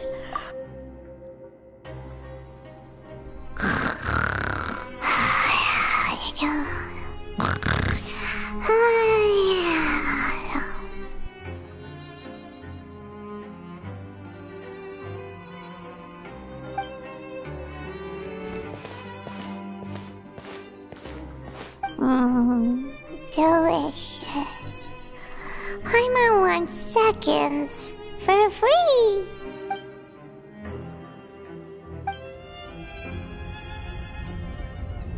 Out of my way! Get out of my way! What happened? Why is everyone running? No idea, but something must have happened. Stop asking!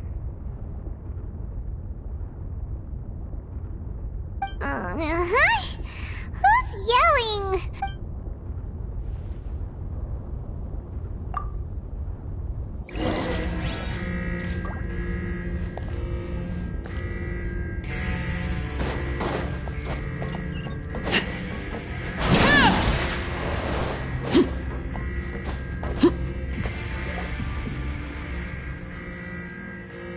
What happened? Why is everyone running around? Hey, what are you doing? No time to explain, mate. Goodbye. Hey, wait! What's wrong with these people? They won't even talk to us. They're here! There you are! Oh, thank goodness! Quisto and Lavaroon, do you know what happened here? We came here especially to inform you. Something seems to have gone terribly wrong just now. Lavaroon was saying you two are new here and you don't have many friends, so you might slip through the cracks. Haven't you heard all the stories like that? An evacuation is successfully completed, yet you only find out once you do a head count that 1 or 2 people are missing. Wait, weren't you the one who brought that up? What? Hey, shut up! Okay, whatever. The point is, you should come with us. Yeah, he said to get as far away as possible. Up with... Oh no, it can't be that thing! Whoa, wait, what? What? Hey, where are you? We have to go find the Duke! You two just go and get out! Go on without us! Hey! Be careful!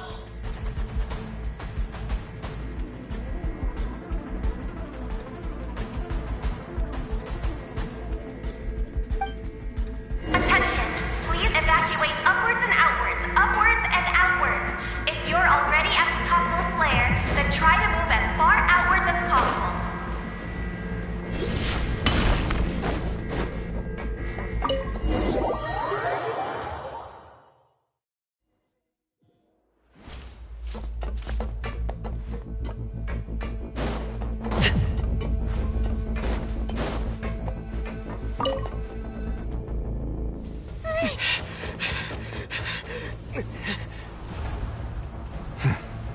They're here. Just like I said. What happened? Huh.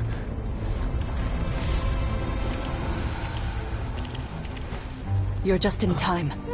But be ready to run.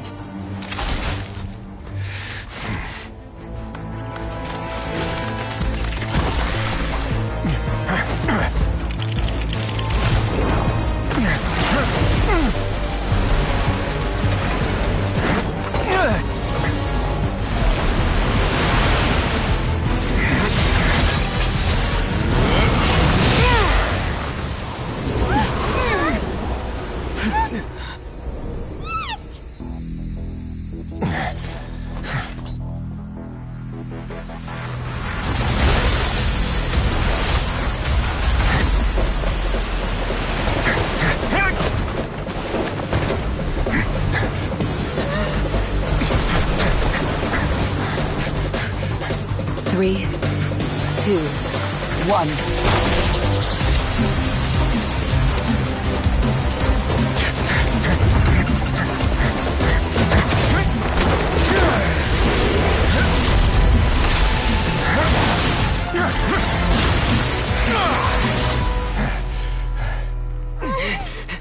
This won't hold it for long. Find Neuvillette. Tell him the defenses are about to collapse. Then what will happen to you? Until he arrives, we're the last line of defense.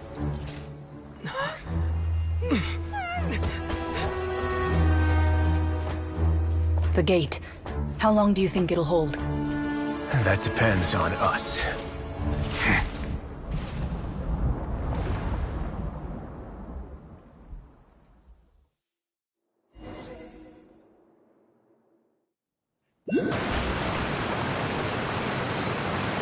Neuvillette? Why are you here? Traveler, I need you to head to the Opera House immediately. Farina will soon be meeting with the knave there. You must protect Farina, and make sure she doesn't spend too much time alone with her. Will do. You have my sincerest gratitude.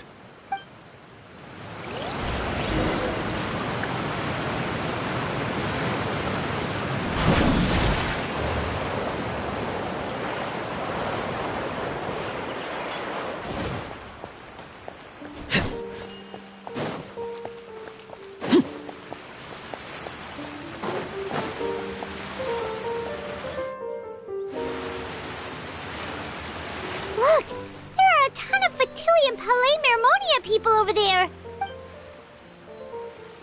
Are you two the traveler in Paimon? Monsieur Neuvillette has left instructions. Though I'm sure he's already explained, this should be a mostly cordial conversation, unlikely to give rise to violence. But...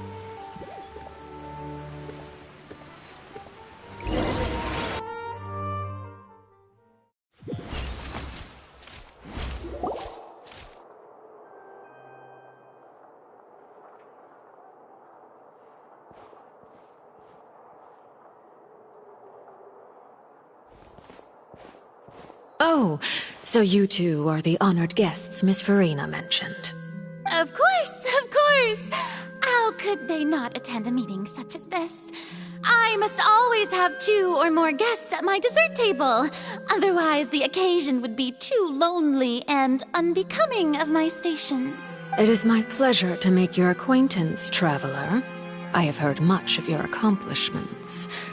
I am the knave. One of the 11 Fatui Harbingers.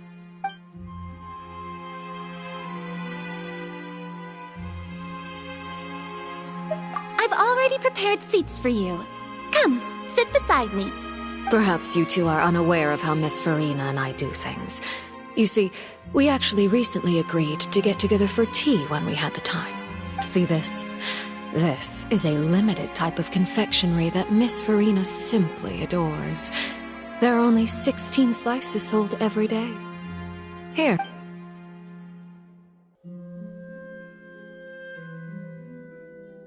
Traveler, what do you think of this cake?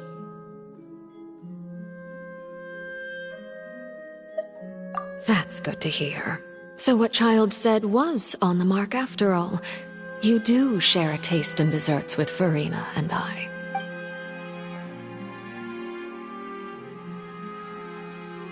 I wonder how he's doing nowadays. You must have heard, right? He's suddenly gone missing. Since we're talking about him, I feel like I should add something. Oh, so you're also familiar with his aptitude for fighting, Miss Farina. Oh, right. I almost forgot. Child was subdued by Udex Neuvillette right in front of you.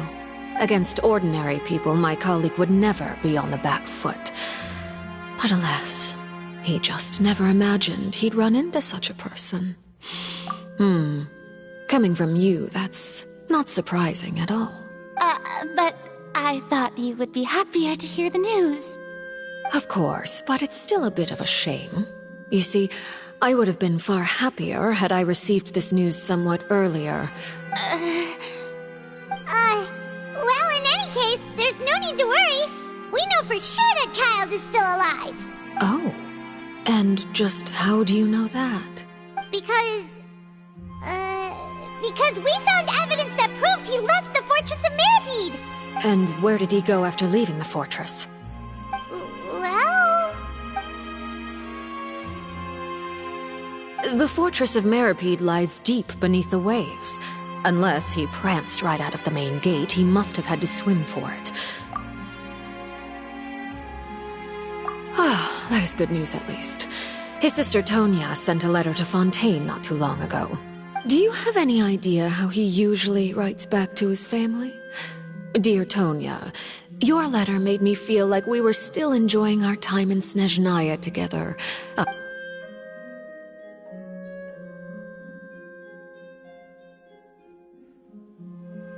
All letters tend to follow the same few formats anyway, right? As long as the contents are accurate, it doesn't matter so much how it's written or how it's worded. Hold on. The water in the teacup is shaking. I suppose this is also a sign of things to come, Miss Farina. Huh? I don't quite understand what you're trying to say. Have we entered into the next stage of the prophecy?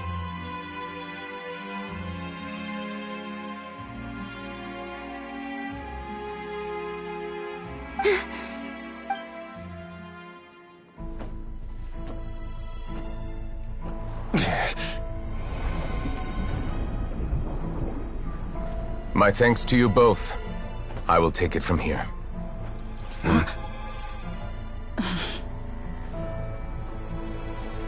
Sure you don't need a hand? Quite sure. Wow. So, what's your secret, huh? Let me... Maybe it's just your sense of responsibility. Sounds about right.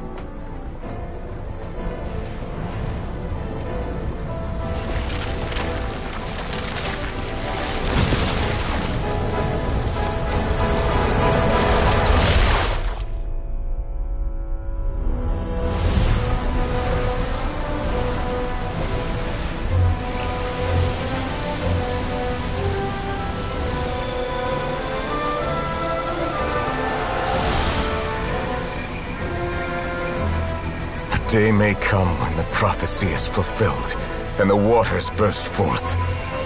But it is not this day!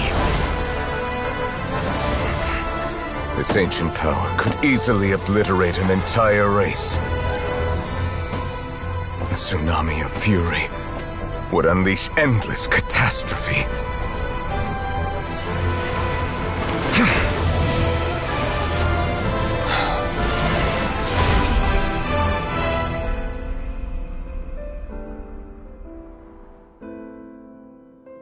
This sentence is too severe. Forgive me for overruling it.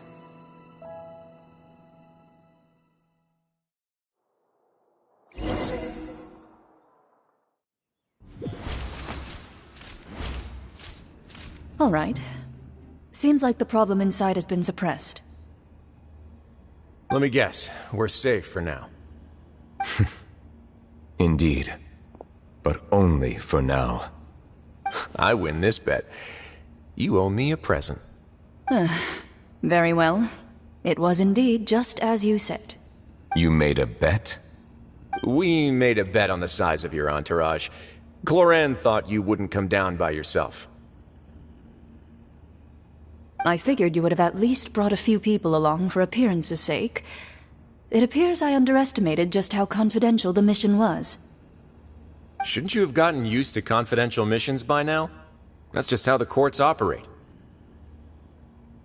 So what gift must the loser give? Tea? He already has tons of tea in his office. I'm thinking about a set of legal codices. That wouldn't happen to be a dig at my lack of legal awareness, would it? Well, I'm sure His Grace doesn't consider the fortress to be outside the law. I was under the impression the residents of a place like this would be uninterested in the legal codices. That was obviously a joke. Anyway, you've still got some unfinished business to attend to in the overworld, correct? No need to stay here if you have a pressing matter. We all know you can't leave Palais Mermonia for long. Thank you. I hope everything went smoothly with the Fatui Harbinger.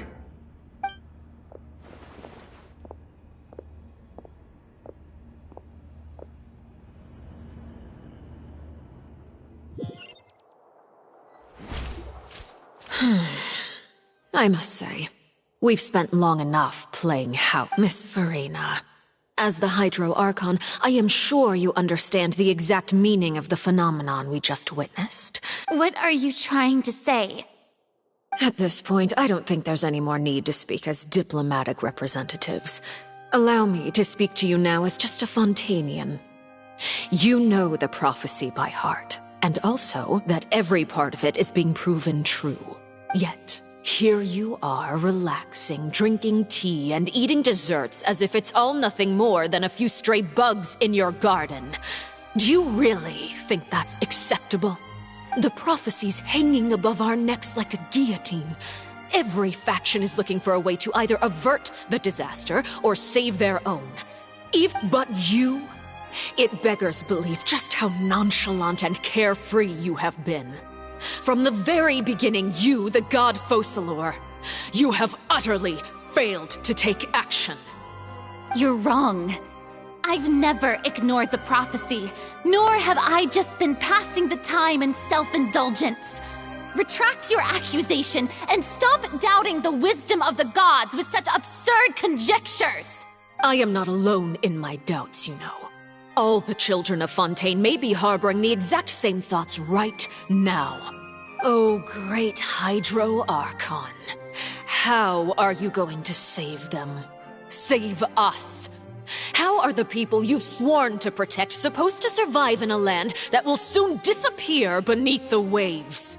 I have my ways, and I've been working on them for all this time. Even if you look down upon me, you have no right to judge me. Fontaine will be saved.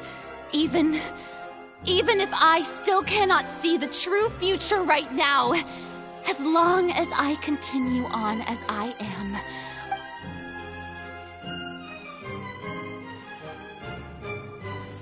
Then I ask you, Miss Farina, just what have you been working on? Where can we see it, and what is it doing to help?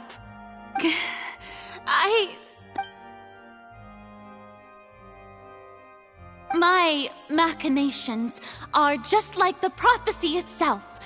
They will only reveal themselves at the fated time. I see. As a god, the proof of your labor always lies beyond prying mortal eyes. Allow me to be so bold as to ask another way. Would it be possible for you to tell us the parts of your plan that are not confidential? Such as your emergency response plan for the impending disaster? An emergency response plan? Oh, that look in your eyes. Have you not even prepared one of those? The emergency response plan is also strictly confidential. Then allow me to jog your memory. Miss Farina, what is the purpose of your Oratrice Mécanique d'Analyse Cardinal? And what do you plan to do with the massive amounts of indemnitium that has accumulated over the years? The Oratrice? It's just like it appears to be. So you also have no idea. If I'm not mistaken, someone's using it to prepare for something. But unfortunately, it would seem that someone is not you, Miss Farina. I first caught wind of this when Linny tried to investigate the Oratrice in the Opera House. You see, even just getting close to the core contaminated him with an extremely large amount of indemnitium. But even if that had nothing to do with you, then what could you possibly be working on? Oh, right. I almost forgot. Udex Neuvillette is not at the tea party with us today. Miss Farina, I suppose you must have ordered him away to take care of some troublesome business. Yes, that's exactly right. Please keep it a secret for me. Of course I will. Although, I must say, Miss Farina, you seem quite insecure without the Udex by your side. Oh, very well. Let's stop that conversation here. There are still a few slices of cake left, so please, help yourselves, everyone.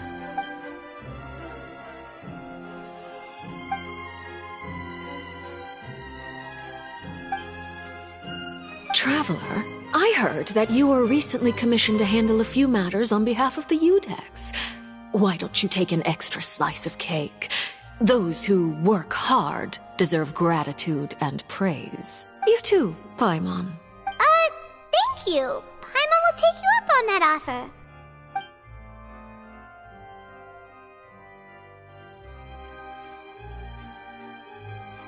Oh, Paimon's super full. If it's on my tea table, it must be of the highest quality. Yes, and we must thank the knave for bringing these over as well. You're welcome. I'm sure the cake also felt greatly honored to be featured at Miss Farina's table, and I was merely catering to Miss Farina's tastes, seeking a chance to chat. Oh, it is getting late. Why don't we call it a day? Very well. We'll end it here. Mind seeing me off, Traveler? We could use the opportunity to discuss Child before I must be on my way. Paimon's coming too!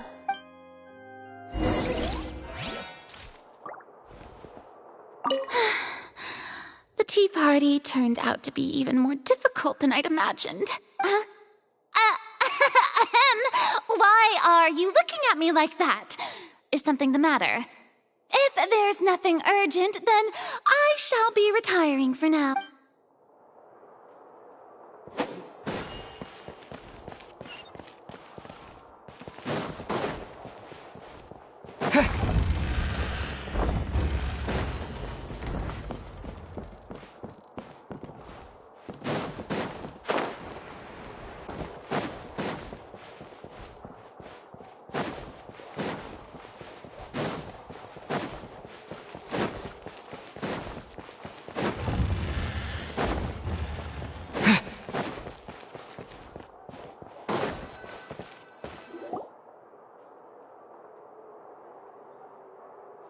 I'm glad that you were willing to come with me. Of course, Child was just an excuse. That's what Paimon thought. You lent your aid to the children of the House of the Hearth. As their father, I would like to express my gratitude. Do I look like an irresponsible father to you? The House of the Hearth is very important to me. You should know that was all. Formal topics should be discussed in formal settings, and informal topics in informal settings. I know you just returned from the fortress of Meripede. Relax. I have no intention of trying to get anything out of you. They've all been working very hard and have always done all they can to fight back against anyone who tried to stop them. Especially Linny. You mean Wriothesley. He's a tricky one to deal with. It's unfortunate that Linny's so eager to prove himself that he can't. By the way, and you can just consider this a bit of idle gossip, But what's your impression of Farina? You are outside of our disputes, and the freest person in all of Fontaine, able to move around most easily. And that's everything that happened during the trial. Master Child was declared guilty and immediately transported to the fortress of Meropide. Didn't he say he was coming here on vacation? Does he not feel an ounce of shame for all the trouble he has caused? Forget it. He did give us an opportunity.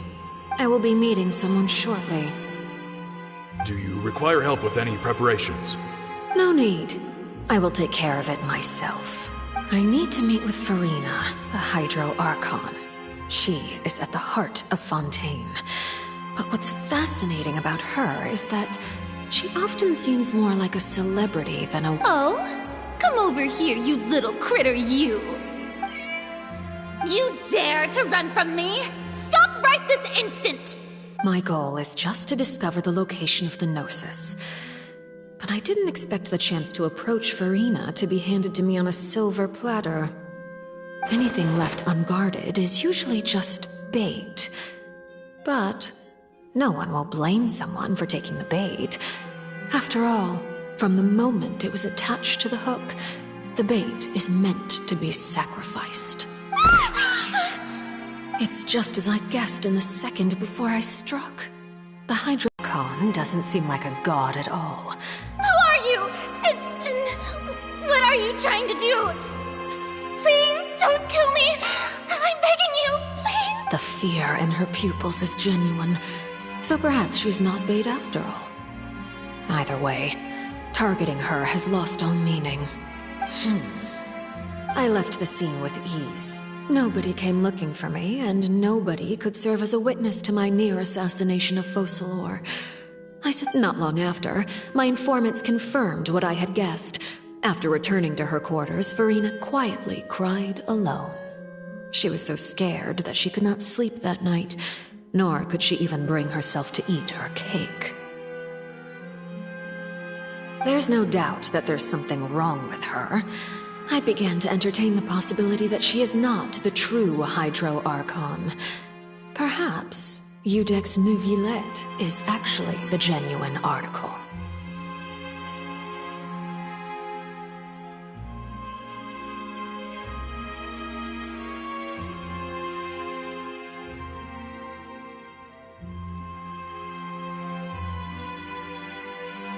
I have to find the Gnosis. If the Neuvillette hypothesis is correct, he is probably in possession of it. Alternatively, it might have been hidden in a place that's hard for ordinary people to access. Yes, Father. My dear children. News from the fortress of Meropide. Master Child has gone missing. On top of that, the contacts and guards we bribed at the fortress have all gone quiet as well. Probably the handiwork of that Ridesley. I'm afraid so. This is a good opportunity. The value of a Harbinger is much higher than most would imagine.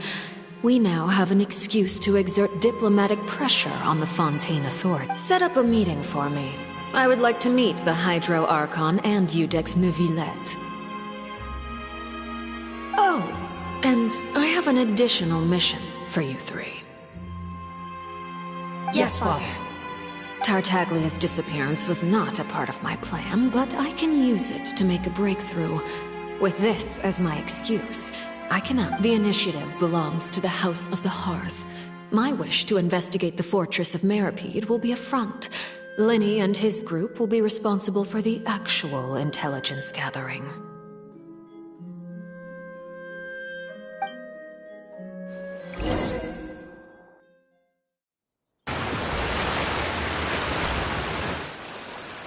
You should know the rest.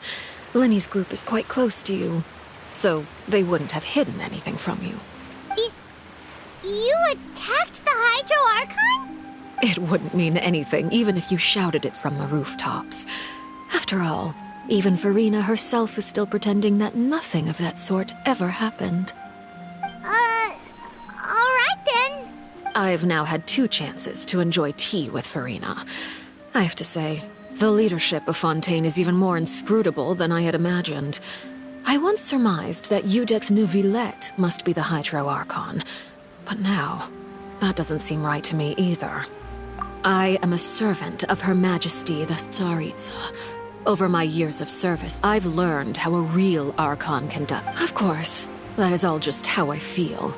It is, however, quite amusing to me that after all my years working in intelligence gathering, I've come to realize I am at a complete loss regarding the identity of the god of the land of my birth. Don't you think Fontaine is quite intriguing? A catastrophe looms, yet many secrets have yet to rise to the surface. Ultimately, though, one must survive in order to do anything else. You don't need to commit to anything right now, of course. I have a feeling that the situation will continue to evolve, and as your name is often connected with noble deeds, I'm sure we will work together someday. He certainly returned quickly. You must want to catch up with each other, so I'll leave you to him.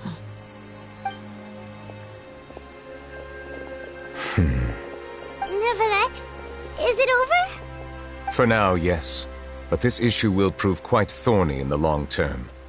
I'm concerned that sooner or later the prophesized events will occur. Thank you for protecting Furina. To put it simply, I used my power to force back the primordial sea and reseal the sluice gate.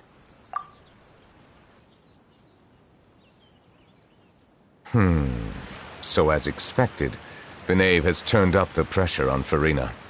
She's trying to feel her out, though I'm still unsure as to her motives. Permission granted.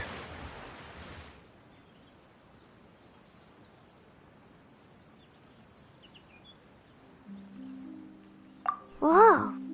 It can't be that you're the real Hydro Archon, right? You can't tell us? Then that's okay. If by the phrase, you guys, you are referring to Furina and I, then although I'm not sure just what you are trying to imply, I must clarify that I do not share her positions on a multitude of topics. I believe so. The fortress has a long and complex history. It has seen much grief and suffering. And now, another catastrophe will soon be upon us. I mourn this turn of events. Huh? Why is it raining all of a sudden?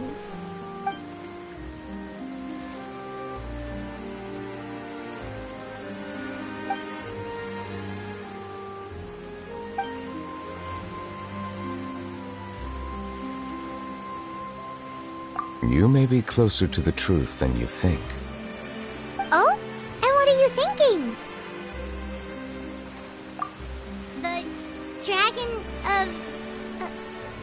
what? Huh? Please do not be so surprised. Furina? Neuvillette! Neuvillette, are you listening?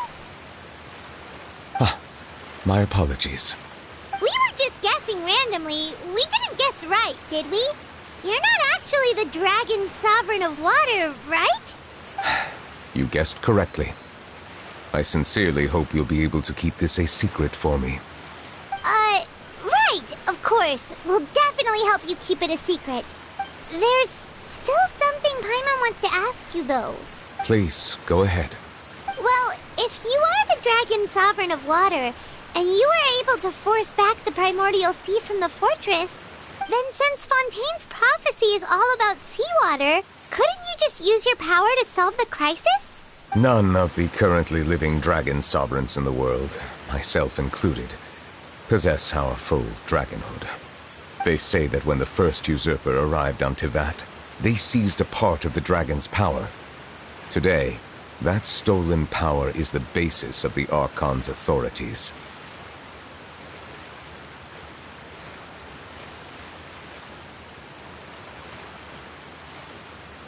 There are 7 elemental archons and 7 matching dragon sovereigns.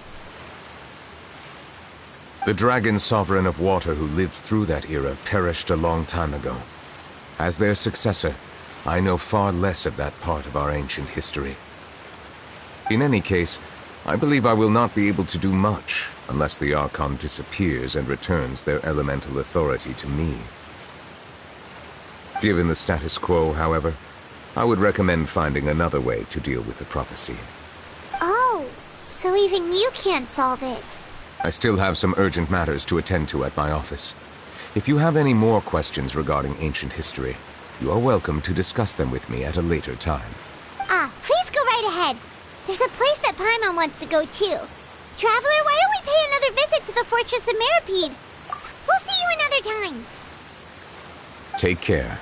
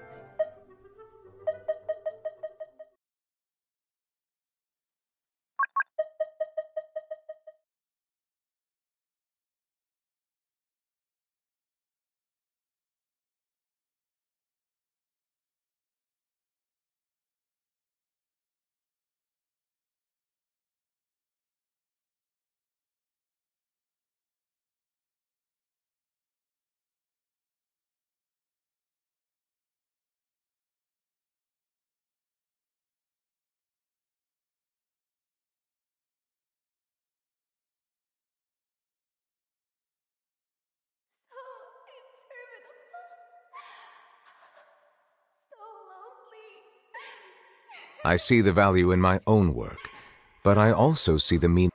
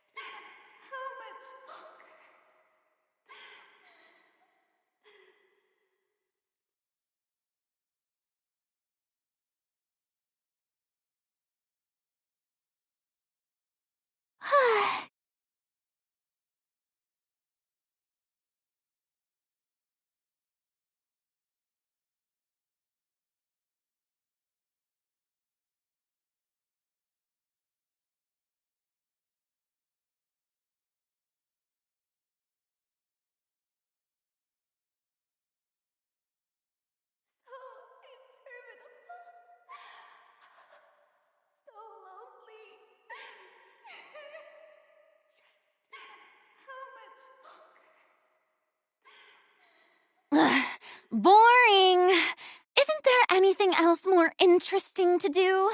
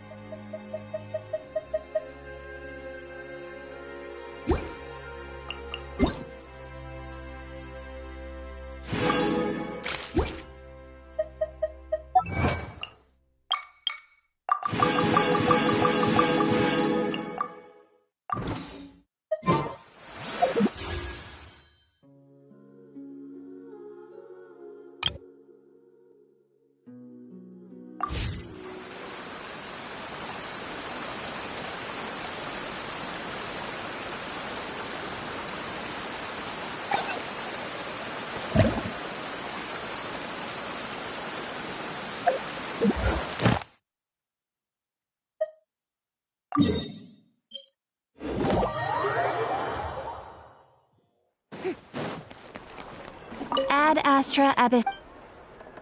Thank you for complete.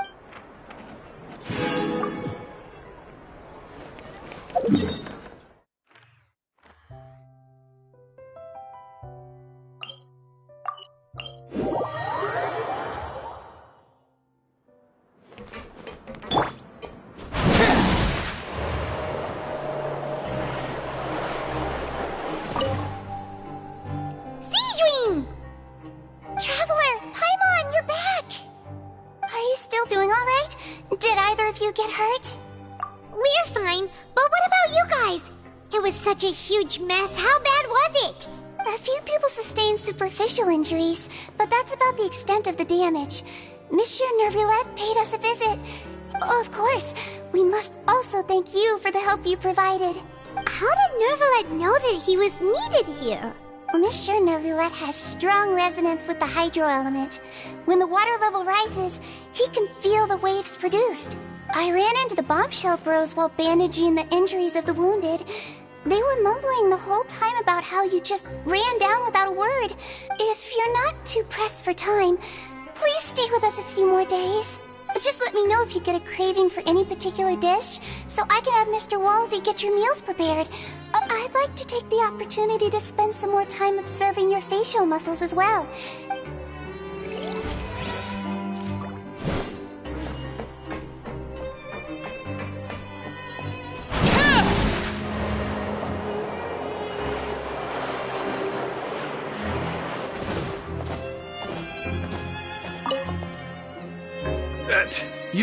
You guys are back? Quisto! Lavaroon! You guys didn't get caught and thrown back down here, right? Huh? No, not at all. Ah, and here I thought you'd managed to escape from jail during all the commotion. I'd held you up as legendary jailbreakers, but now you're telling me. We're sorry, but we just had some business to take care of.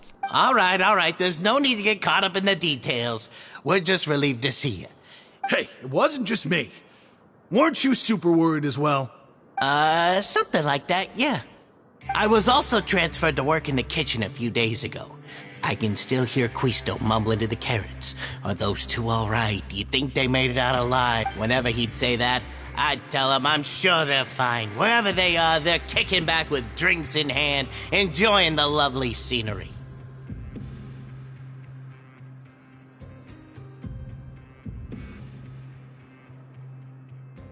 Hey, there's nothing wrong with worrying about your prison pals. Is there? I mean, considering how they always love listening to all my gossip. These two. They sure are a lot warmer and friendlier than when Paimon first met them. Oh, well, if you say so. I'll be watching you to make sure you finish every last bite.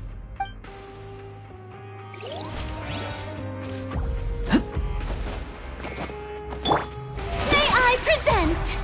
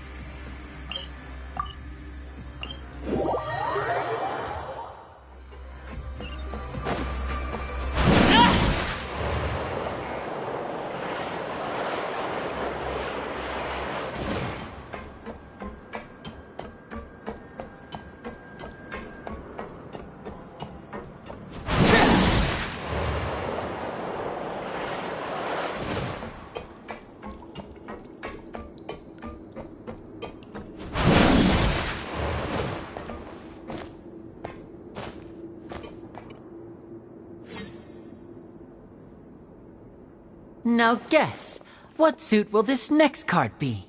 A bare-teeth cat? Well, well, look who it is. Traveler, Paimon. Hello, everyone. Looks like you're recovering nicely from it, eh? Mm-hmm. Thanks to everyone's support. Oh, right. I managed to work up the courage to thank Miss Clarant in person. Whoa, how did she react? She told me that it was nothing. It was as if saving a life. She didn't want to stress you out, that's all. She's right, and it's best not to dwell on it. Yeah.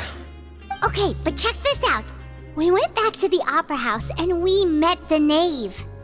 You met Father? Did she say anything to you? She said a few things that were, a bit hard to understand.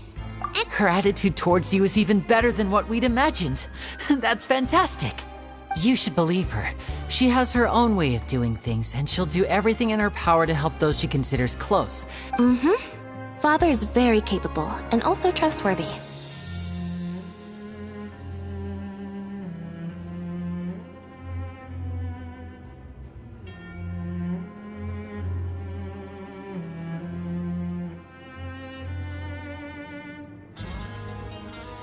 oh, Paimon just remembered that she thought Linny was a bit too proud as well. She said that you should learn how to rely on others sometimes. Got it. That does sound like something that Father would say. Hey! Are you going to stay here for the next few days? Looks like it, yeah. Excellent. I will host a tea party. For real? Then Paimon wants another serving of cake. Another implies that you were already served some delicious cake while you were up there. Well, next time, you're going to have tea and snacks with us.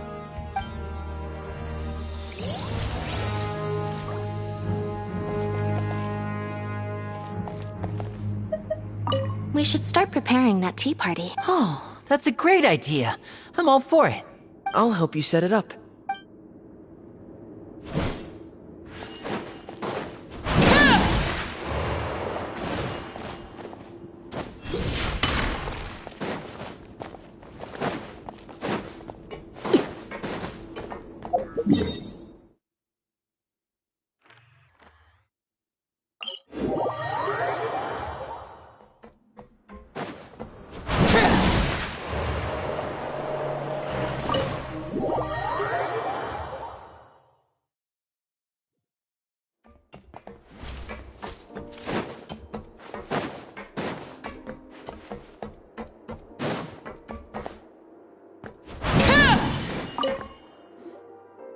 Courier? Miss Sijwin told me you still haven't eaten. Yeah, I was working on something, so I forgot. That's no excuse for... Huh? What's you two? Lurvine,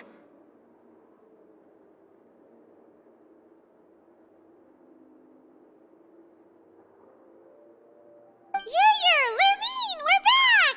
Hello there. It's been quite the mess here recently. How have you been? And you?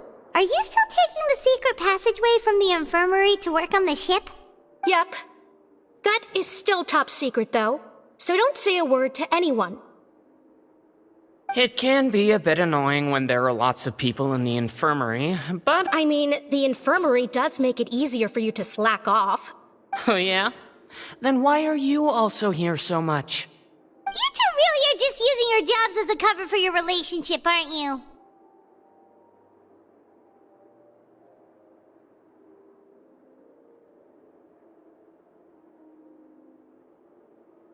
Not at all!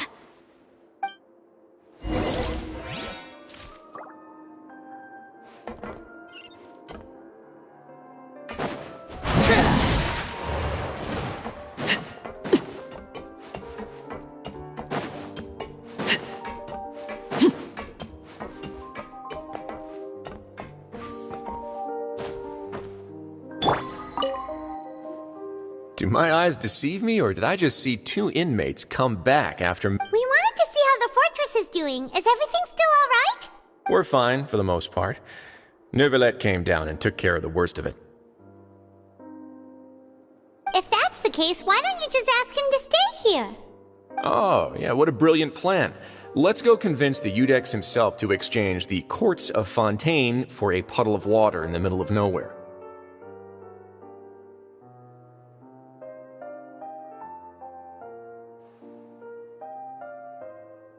He came here in a hurry and left without even stopping for a cup of tea. He did remember to take Miss Sigewinne's gift with him, though. He sure sounds super busy. Miss Clorinde has left as well. She also took her gift from Miss Sigewinne. Were the gifts milkshakes? Neuvillette got the milkshake. Clorinde received lipstick instead. Those aren't even remotely alike. Well, it's Neuvillette's own fault for making Sigewinne worried about his health by working so much. But besides that, our head nurse is still pretty fond of picking out beauty products for the ladies. Oh, and I have some gifts here for you as well. Are these from Sigewinne too? Nope, they're from yours truly. You've already wrapped up your work at the fortress, so you can return to the surface at any time. You haven't yet served your full prison term, however, so you may continue to use your cell until your term is up. For real? Then we could stay here for a really long time? You may access the cafeteria for free. Hooray! Just remember to come complete your paperwork once it's time for your release.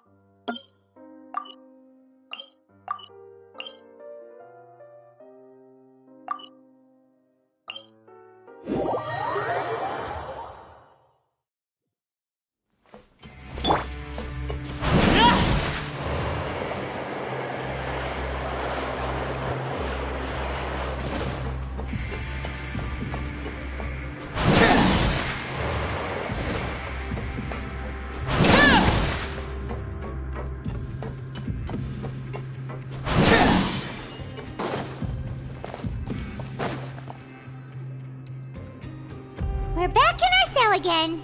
We're no longer prisoners, though, so it really doesn't feel the same.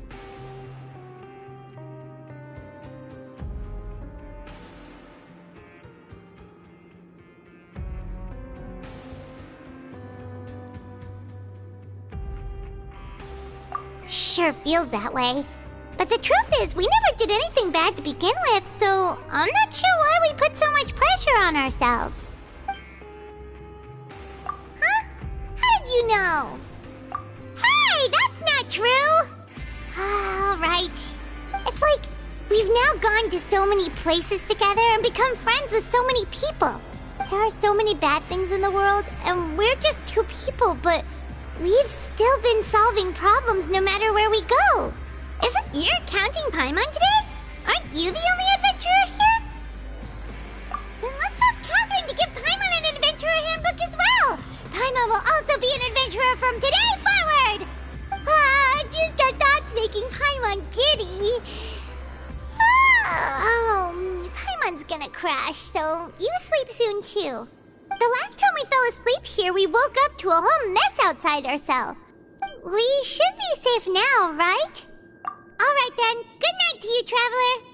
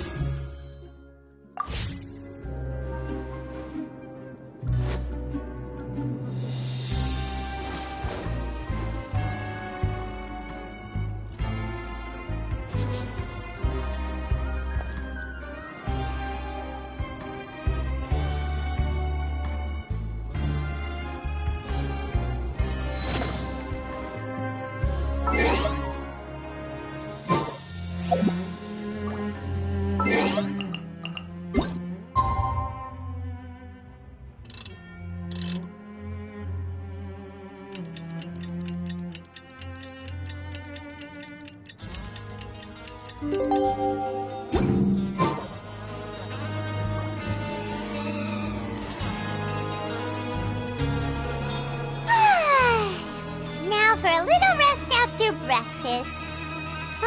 This is the life.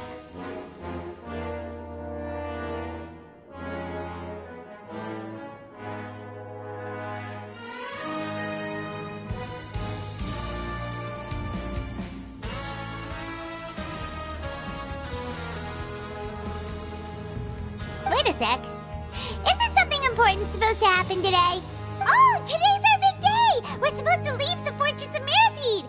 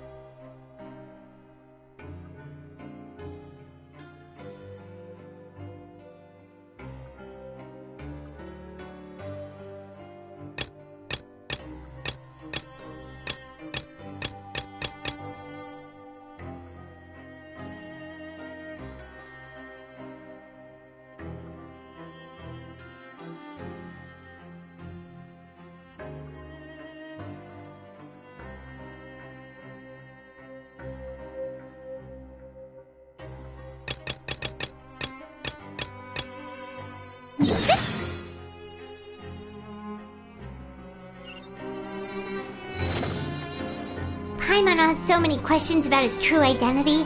Let's go talk to him and find out.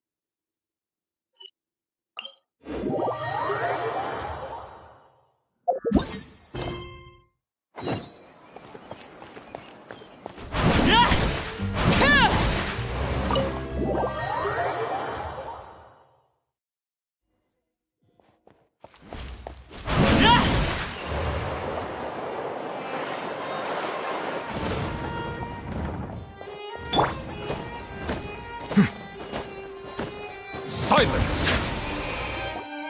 Wait, did I hear that right? Monsieur Neuvillette, are you sure you'd like to take over the case yourself? That's right. No, but why? Technically speaking... Dean! Hey there! What are you two talking about? Traveler in Paimon, please help me talk our Chief Justice out of this. He wants to investigate a case on his own. This is completely unprecedented. How can we have the Udex acting like a private detective?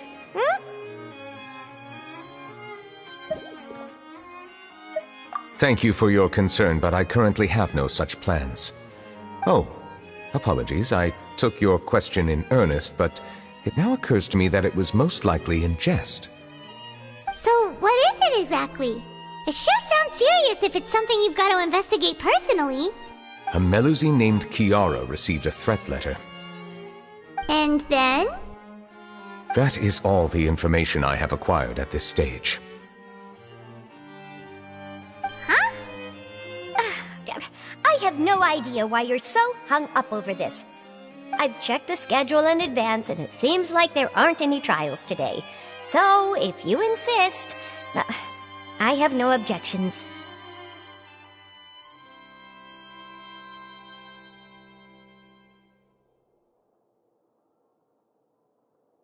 Thank you for understanding. I will leave a note explaining my absence on my desk. I would appreciate it if you could take it to Lady Farina. She may have no interest in official affairs, but standard procedure dictates that I'm still responsible for reporting to her. Yes, understood. I'll come back later and deliver the note to her.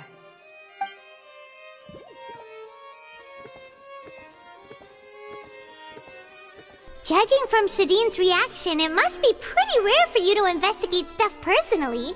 I cannot tell you just yet, but it reminded me of certain past events. There could be complicated conflicts of interest behind all this, so I must eliminate all risks in advance.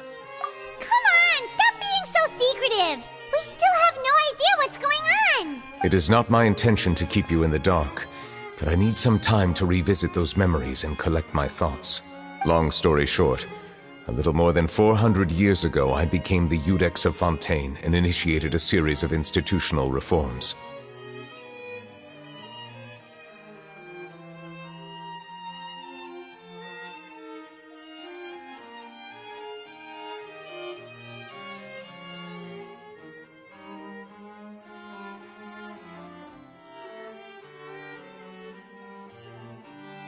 There were few people I could trust, but I had two subordinates who were exceptionally trustworthy and capable.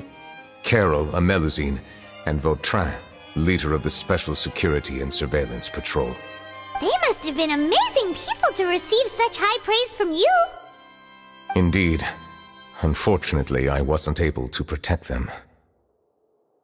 The reforms damaged the interests of some, and the more conservative faction took advantage of Carol's identity to instigate political unrest. Ultimately, they wanted me to yield more of my power. The incident resulted in Carol taking her own life, and Vautrin being exiled. From then on, I've been especially careful when dealing with cases related to Melusines.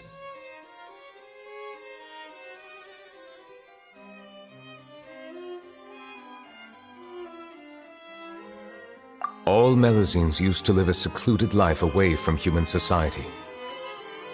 I granted their wishes when some of them, including Carol, asked me to bring them to the court of Fontaine. Many common folk believe that I share a special bond with the Melusines, and whatever they do can be traced back to me. Some of them, especially those who hold a grudge against me, exploit that belief and stir up conflict over Melusines in an attempt to lay the blame on me. I have nothing against the opinions of others, but the moment a whirlpool of conspiracy forms, it inevitably affects the innocent. It has already happened once. Even so, why do you have to be the one investigating? There's the guards, the Marechaussee Phantom, and the Special Security and Surveillance Patrol. Based on prior experience, there is a high chance that those who hold hostility towards me do not belong to the same department. The political system of Fontaine is relatively complex and involves the interests of multiple different factions.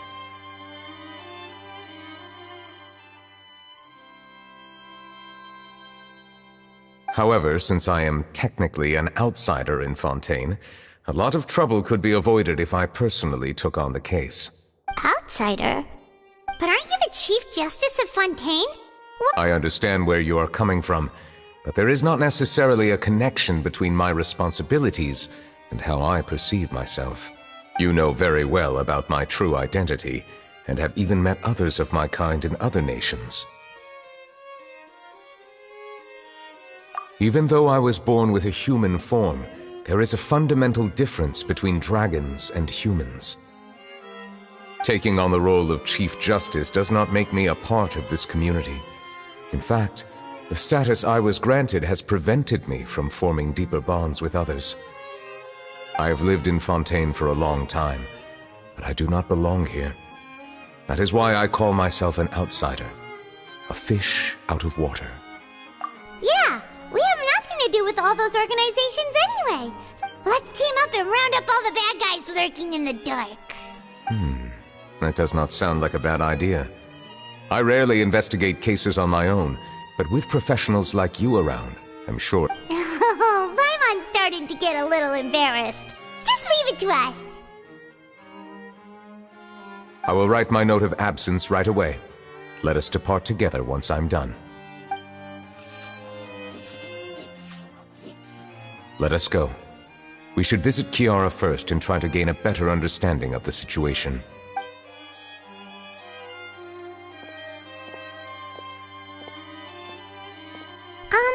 So Neuvillette feels like he doesn't truly belong here in Fontaine, but Paimon feels like he has a kinda skewed perspective on a lot of things.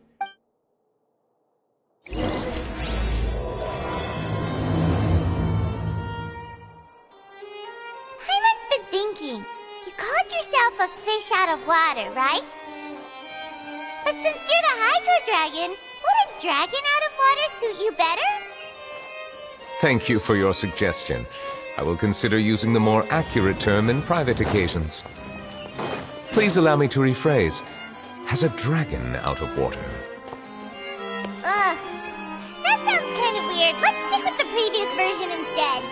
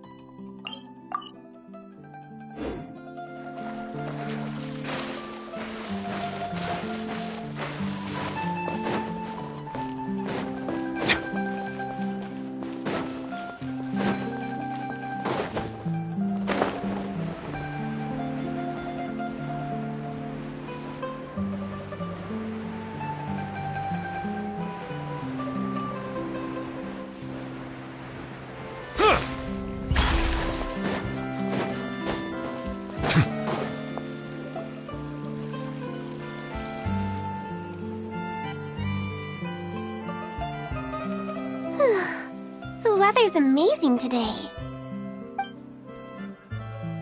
Kiara. Huh? Monsieur Neuvillette!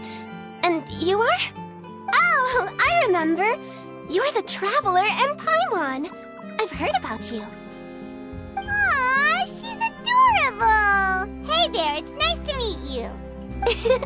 Thanks for the compliment. Is there anything I can do for you?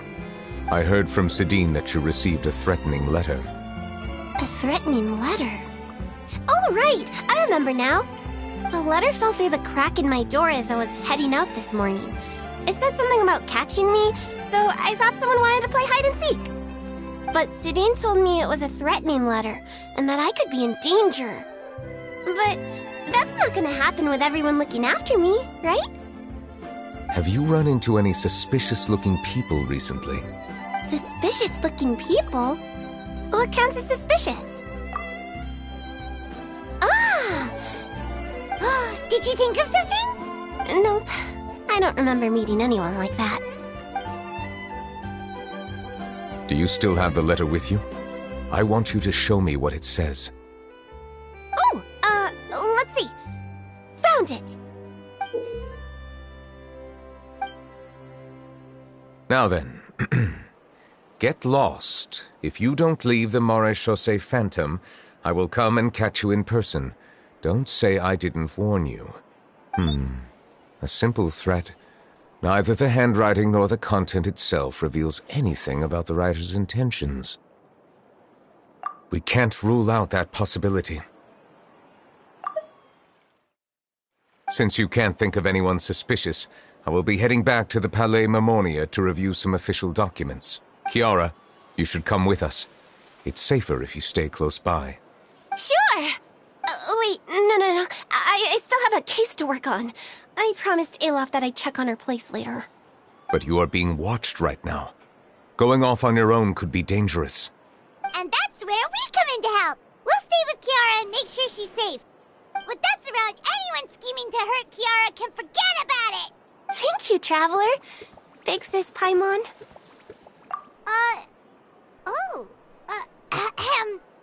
Don't worry, your big sis Paimon is super strong!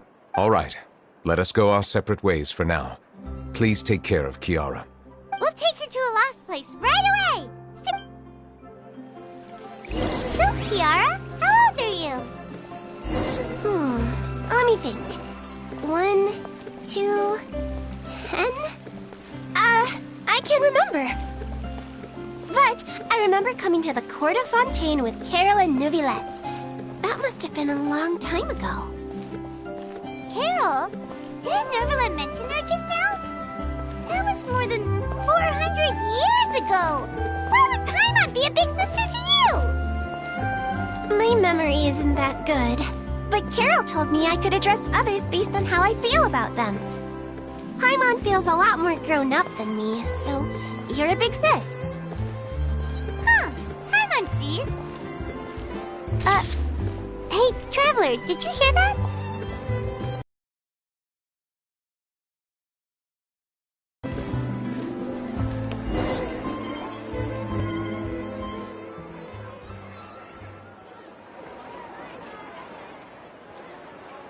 Strange.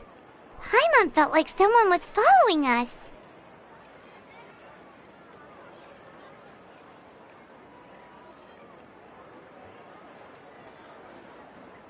Olaf! Kiara, you're here. Huh? Wait, aren't these two... Oh, they're the Traveler and Big Sis Paimon. I thought so. What brings you here? All right. Guess I shouldn't have asked.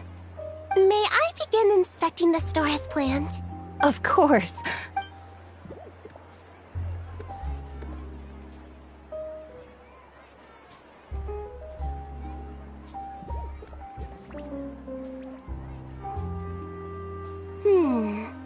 No hazards detected. You've cleared the inspection. Seems that was quick. What were you inspecting? I took a look around the shop. Neuvillette says that us Melazines have special eyes that can see things people can't. Things like bloodstains. No matter how hard you try to clean them up, we Melazines can see their residual stains for some time. Pretty cool, huh? All right. Now that you're done inspecting, hear me out. I'm planning to release an outfit for children next month. Of course! Is there anything I need to do? Please wait a moment while I take your measurements. The sample should be a perfect fit. Seems like they get along really well. Huh? What are you looking at? Is there really someone watching us? Shh! Let's sneak over and take a look.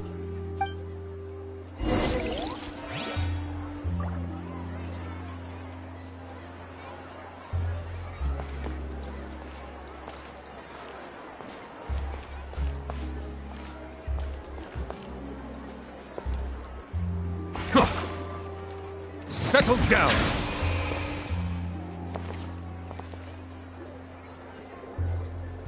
Strange. Why isn't he back yet? Gotcha! Ah! Charlotte, what are you doing here?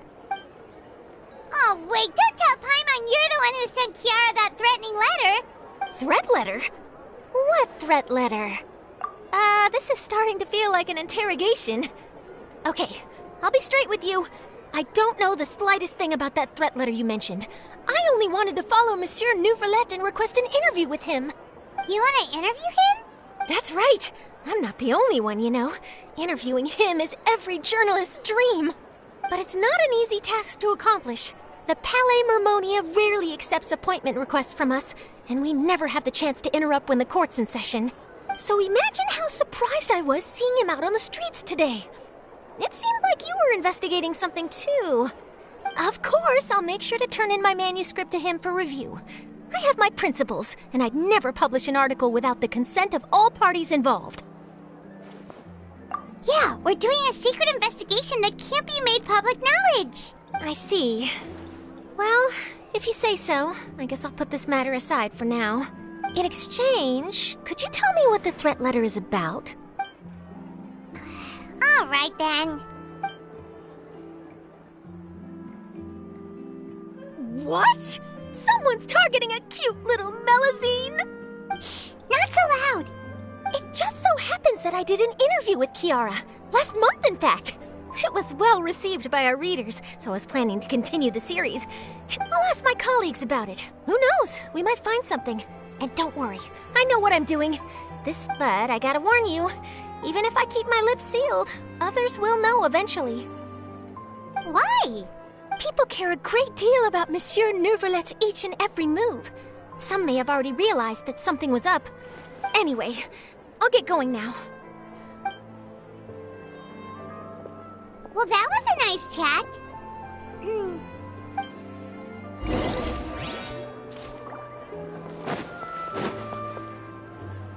What do you think? The design looks pretty good, huh? I think it's great! Huh. It's very pretty indeed. Clorinde! What are you doing here? It seems that you just showed up out of nowhere. As I passed by the Palais Mermonia, I heard that Neuvillette was investigating a case with you. Technically speaking, he and I are under an employer-employee relationship. It didn't feel right to have my employer personally take on such trivial cases. I happened to have some time at the moment, and came to take a look. I sometimes have my clothes custom-made at this boutique, in any... Neuvillette sure is lucky to have someone like you. Leave this to me. You should go meet up with Neuvillette. Okay then, we'll leave Kiara in your hands.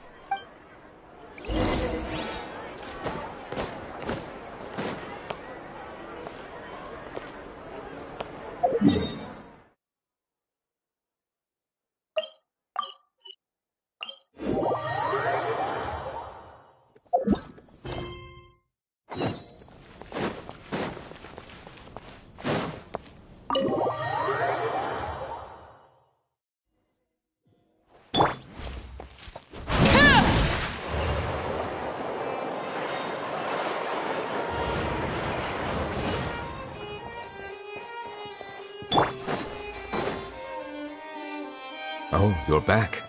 Is everything all right? We ran into Clorinde. She offered to help us protect Kiara. That is good to hear. I trust her abilities. It looks like Kiara is in good hands. We thought so too. Well, did you find any leads? I've been looking over the case records, specifically inspection reports submitted by Kiara and major cases I've judged over the past decade. I've come up with two plans. On one hand, I could start with Kiara and track down the group behind all this step by step. On the other, I could also analyze the conflicting interests of these major cases and confirm my suspicions if there is indeed a mysterious group that bears a grudge against me. They both sound like pretty solid plans. Don't worry. I'm a fast reader when it comes to official documents. After all, I have several hundred years of reviewing under my belt. We'll help you read through them. We have nothing else to do. Thank you. I will continue looking through the ones piled up on the desk, but feel free to browse through anything else in this room.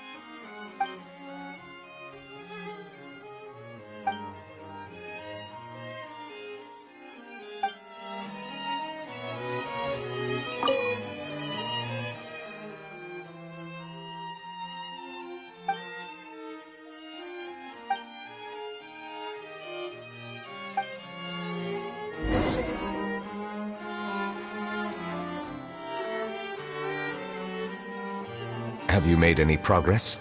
We skimmed through some of them, but there wasn't anything useful. Oh, there are so many documents lying around. I would love to answer that question, but the truth is I've never made a precise calculation myself. If memory serves me right, there should be at least 100,000 cases. The documents you see are just a small fraction of what's really there. Whoa, that's a lot. That might be how it seems from another's perspective, but trials and official duties are, to me, simply routine. There are many documents here. Take a break if you are tired. You read Paimon's mind. All right. Let us take a break then.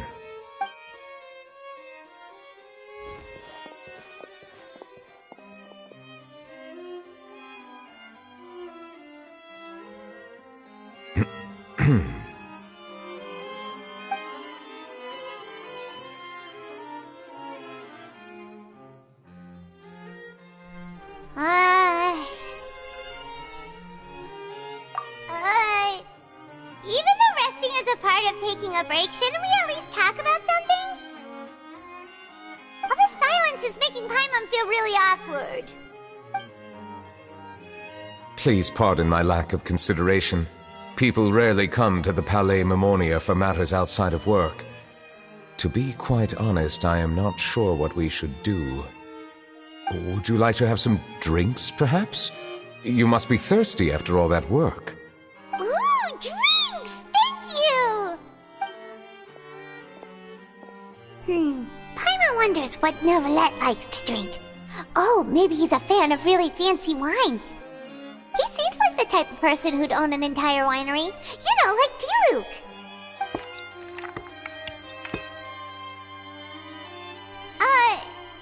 What's inside these glasses? It looks just like water. An astute observation. It is indeed water.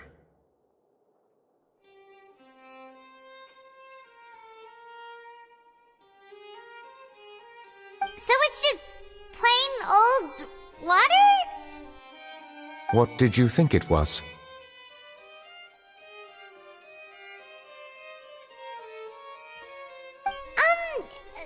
Since you're the Chief Justice and all, Paimon thought you'd prefer something more sophisticated. This water is indeed very special. It would not be an overstatement to call it sophisticated. I believe you've already tried Fonta. In fact, there are many other drink factories in Fontaine, including those that specialize in packaging pure drinking water. Said water is sourced from all across Teyvat, including Mondstadt's Cider Lake, Liyue's Chintsa Village, and Inazuma's Konda Village. Here is one of their latest products, water from Sumeru's Apam Woods. If I were to comment on their mouthfeel, the waters of Cider Lake warm the heart. The waters of Chintsa Village have a poignant touch, while one might call the waters of Konda Village placid. Distinct differences exist between the waters of each area. You will appreciate their intricacies once you taste them carefully. Really? Let Paimon try!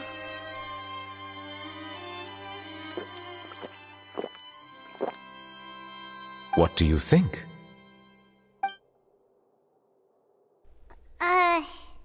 Nope. Paimon couldn't taste any difference at all. Isn't this just normal water? How regrettable. It seems like you still have a long way to go in refining your tastes. Hey, this doesn't have to do with refining our taste. Paimon's pretty sure most ordinary people can't tell the difference. How did you do it anyway? Oh, could it be because you're the Hydro Dragon? We are allowed to bring that up, right? Paimon's been wanting to ask this for ages. If you're the Hydro Dragon, why would you become Chief Justice in human society?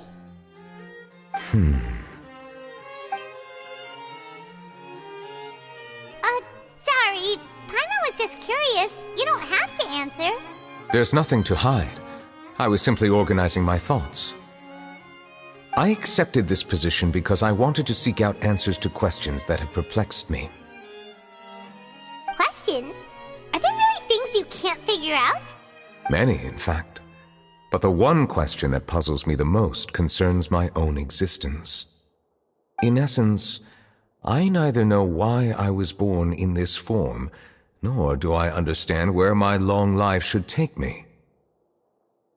I lost many memories from the moment I was born. The primordial sea, for example.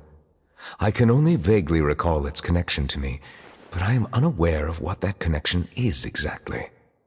Perhaps the elemental dragons of other nations may have some form of an answer. However, they are scattered across all of Teyvat.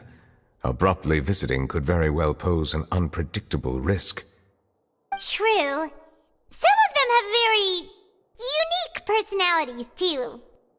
I have been holding on to these unanswered questions for a long time. But there is one thing I've discovered along the way. My emotions easily resonate with those of others. Even I don't have the slightest idea what they mean. My guess would be that there are at least some similarities between humans and myself. By observing their behavior, perhaps I could one day understand the meaning of my existence. Have you made any progress then? Perhaps, but I find such progress difficult to describe. As an outsider, chances to engage in meaningful interactions with others are few and far between.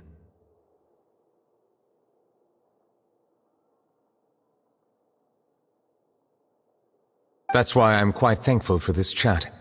Such opportunities are rare. Alas, time is limited. We should move on with our investigation. Are we gonna continue reading these documents? I wasn't able to find any leads even after browsing through most of the documents. But while we were on the topic of water a moment ago... Water? Do you mean... That's right. The Fountain of Lucine is where all of Fontaine's waters converge.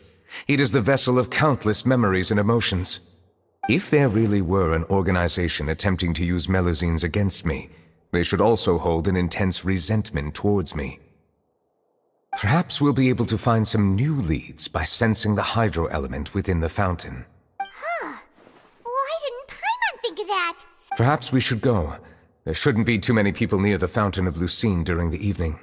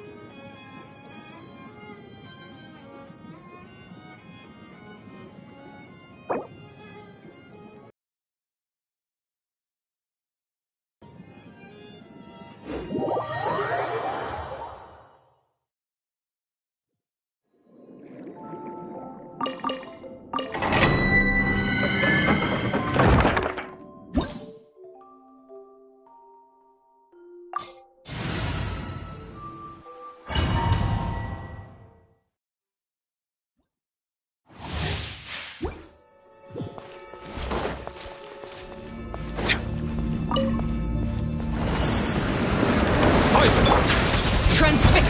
Yoo-hoo! Freeze!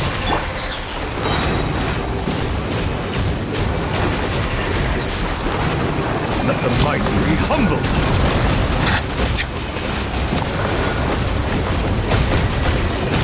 Bow your head!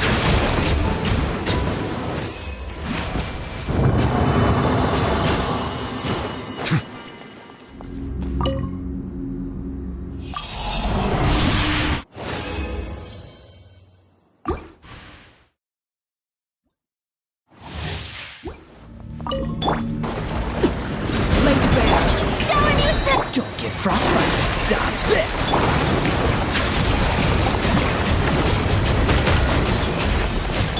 Let my name echo in song! Witness my rise. Settle down.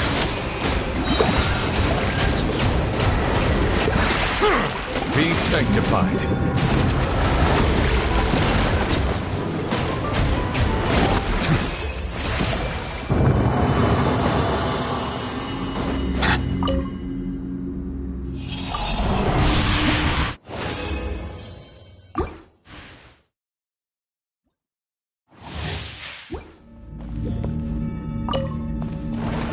Bow your head. Transfix! Let the world collide! Freeze!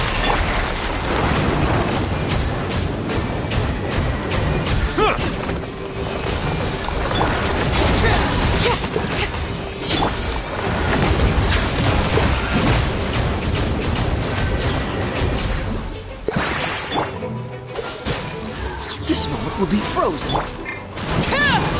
This is where you fall. Overruled! Silence!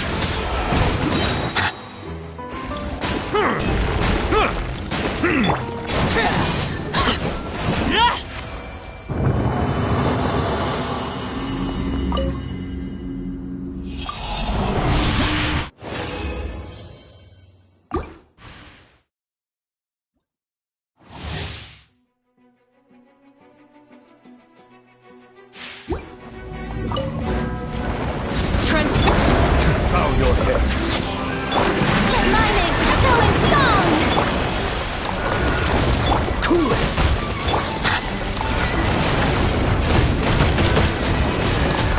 The tides beckon.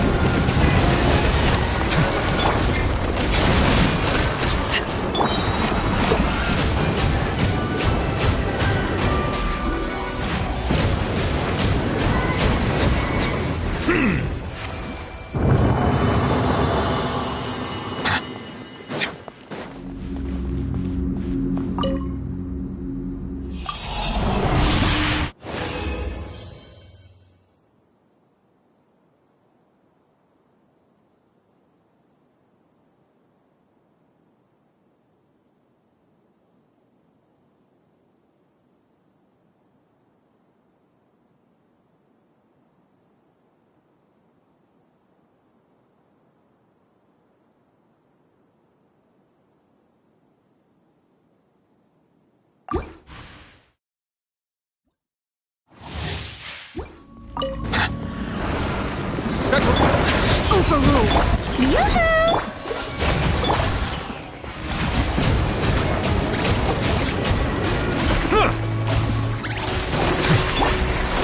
Everlasting as the moon! Transfix! Bow your...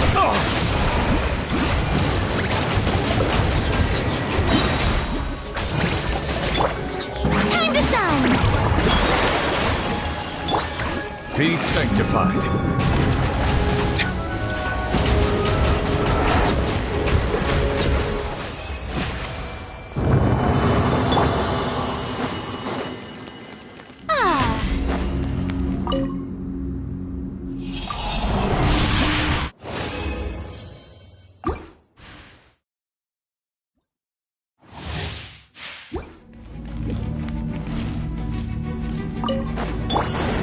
Settle down.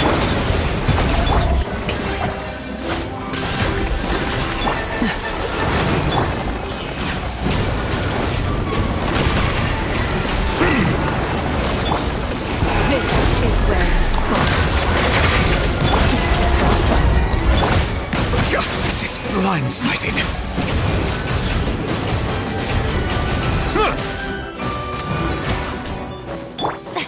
Let my name echo in song!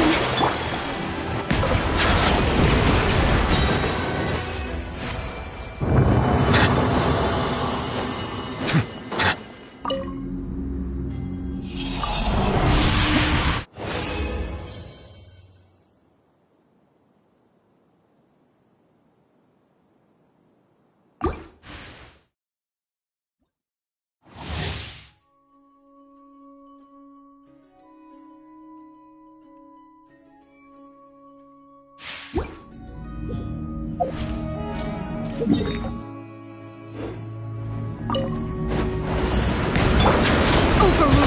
Shower me with praise! Dodge this!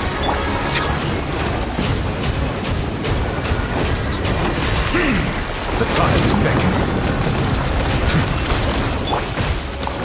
Witness my lies. Laid bare. An oversight on my part.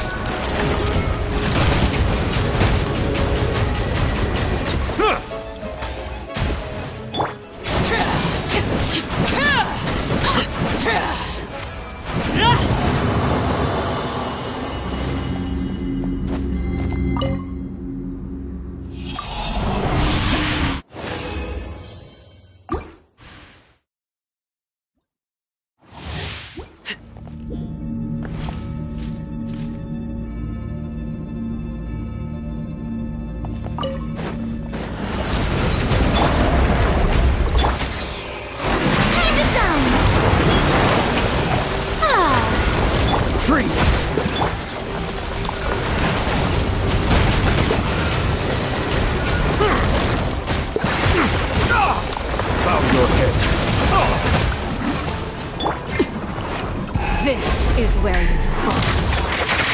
Overruled.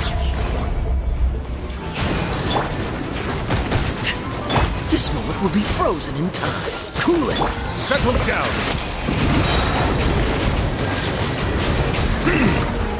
Let the mighty be humbled.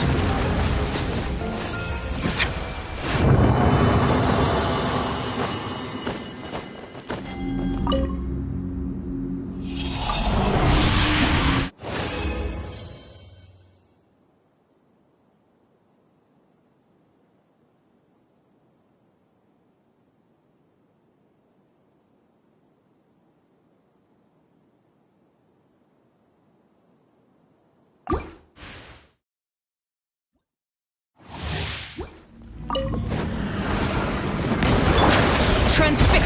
Freeze. Let the world collide!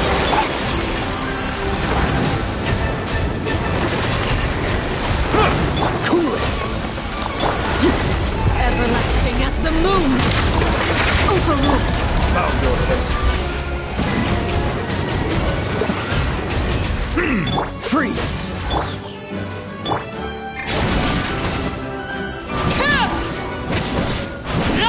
Settle down.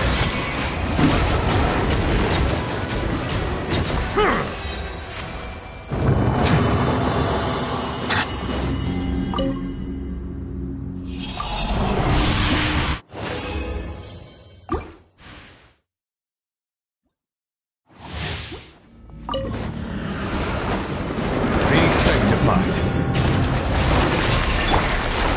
Laid bare. Frostbite. Let my name echo in song!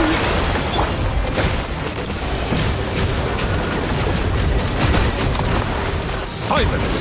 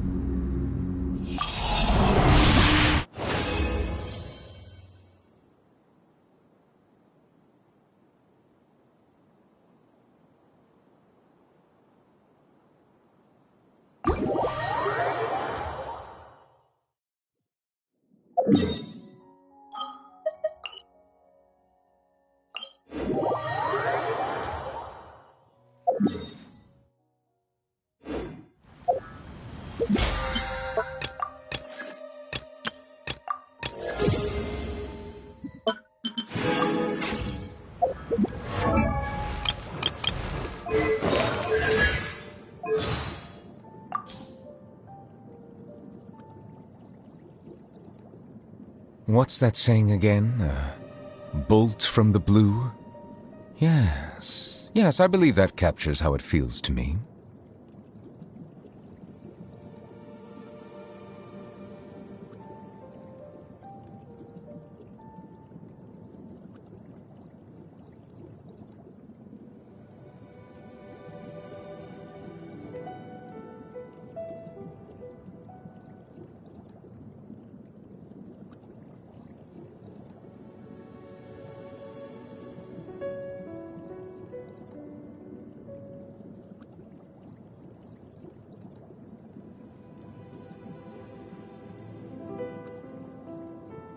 Excuse me? You're saying that even some members of the Seven don a counterfeit vision before mingling with their people? My apologies. I was just caught off guard by the absurdity of the situation. Excuse me? You're saying that even some members of the Seven don a counterfeit vision before mingling with their people? My apologies. I was just caught off guard by the absurdity of the situation.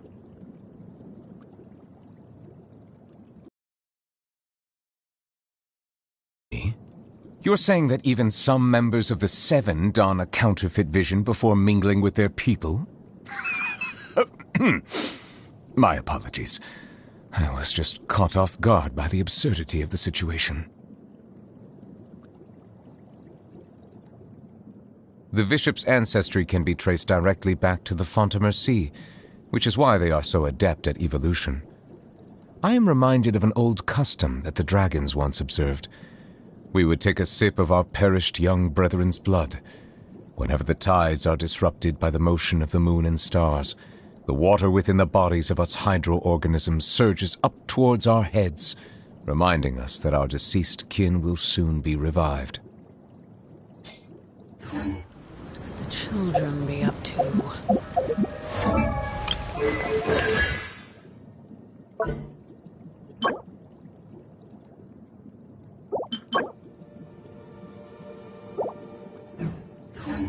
Never mind.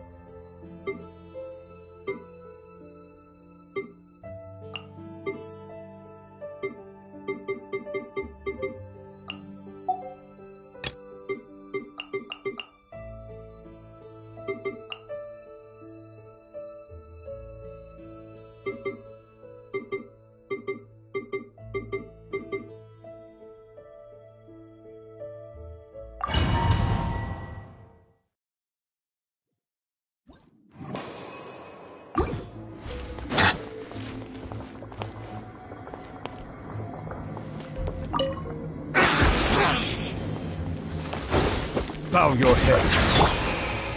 With the wind! Let the world collide!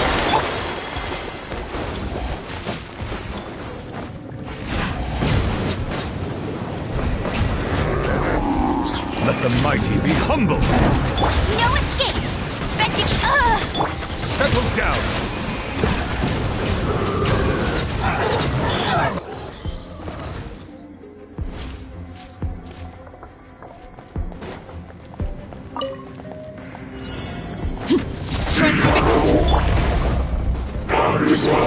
frozen in time. Cool it. I'm going in! Cut to the chase!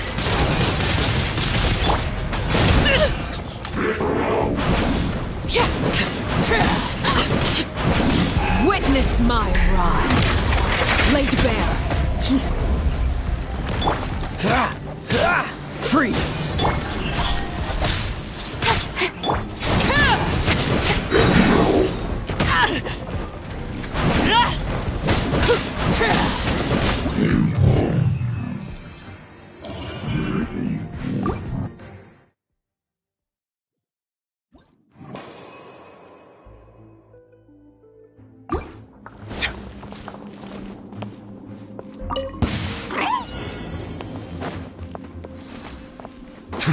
Silence!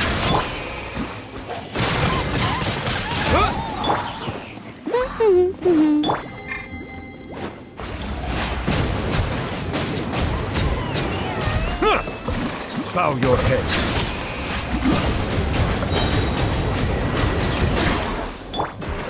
Time to shine!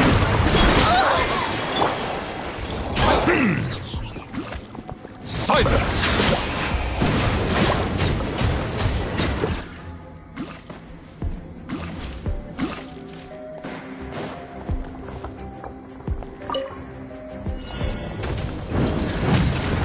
Transfixed. Dodge this. Incoming! Hey! Teamwork is dreamwork!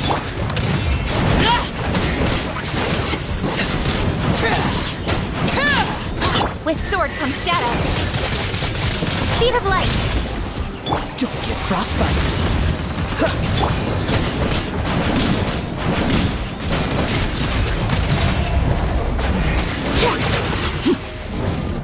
Don't blink!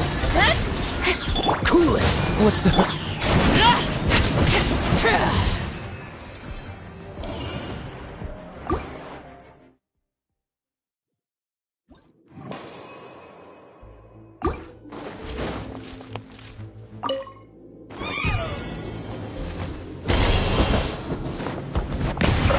No one escapes my sight! Disappear!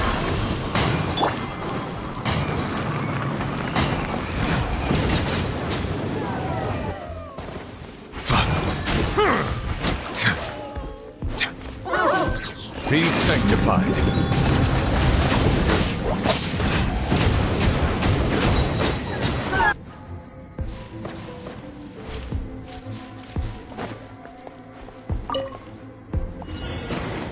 Overruled! Freeze! Speed of light! I'm going in!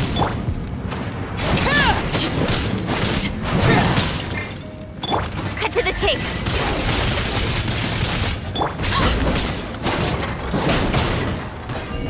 Everlasting as the moon.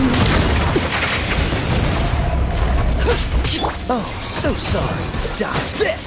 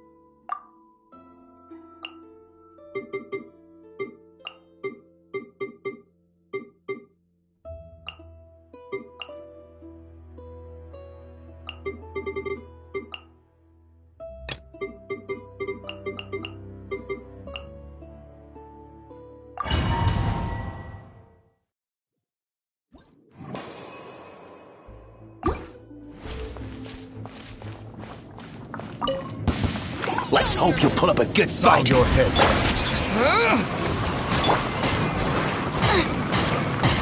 Eat this! Let my name echo in song! Let's finish this next time. Let the mighty be humbled. You're pretty Let's finish this next time. How about this? Take a seat. Silent! Twin blade! Right, Pip? It's... Let the world come alive!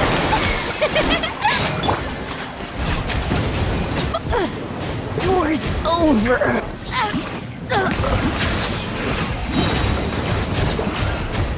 Well played.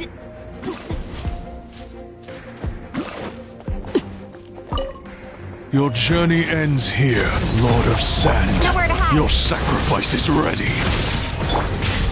Teamwork is dreamwork. This moment will be frozen in time. Pound into the corner! This is where you fall. Transfixed. Cool it. Don't blink. Hey! Get out of here!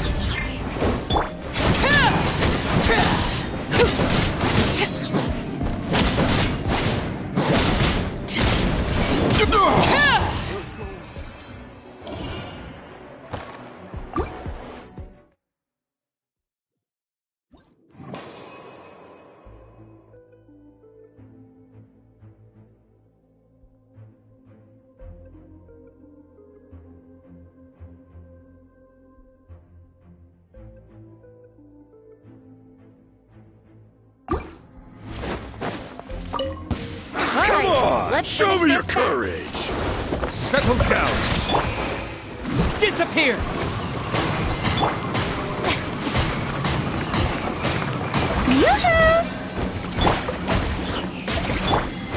Out of the way or get blown away. That was quick. Come on! Show me your Be courage! sanctified. That was quick. Don't mind if I do! Let's do this then! Let my name echo in song. Stop that!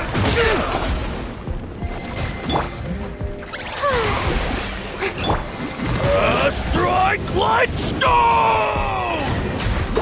Silence!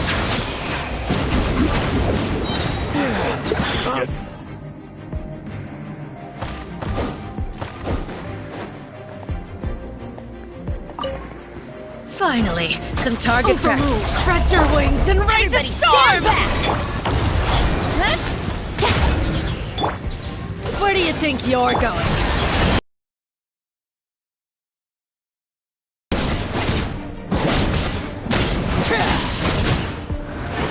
Witness my rise. Transfixed.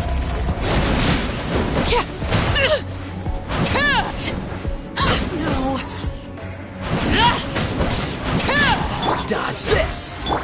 Incoming! Hey!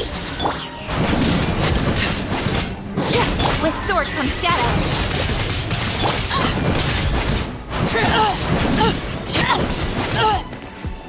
Goodbye. But we'll meet again.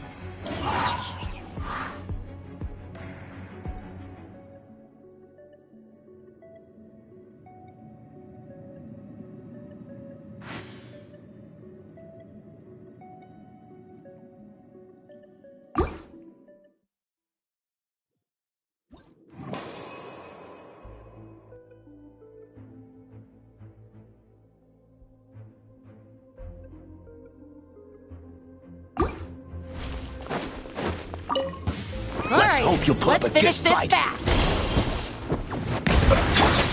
You're toast!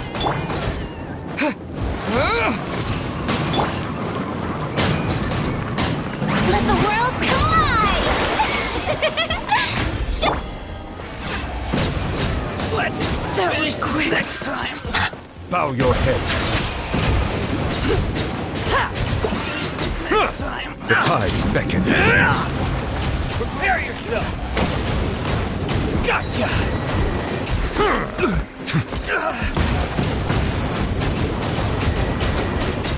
Settle down. I will. Stand down. Booba, get them!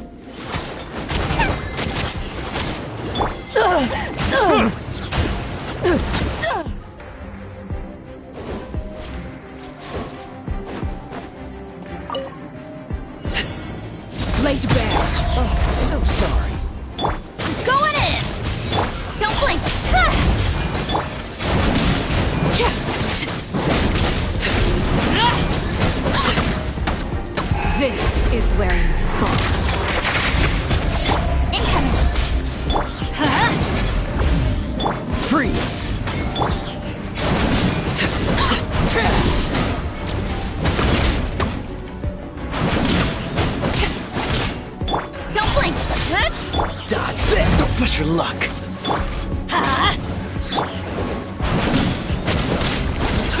Everybody stand back! Freeze!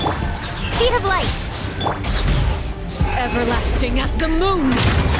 Overruled! Nowhere to hide. Don't blink! Don't get frostbite.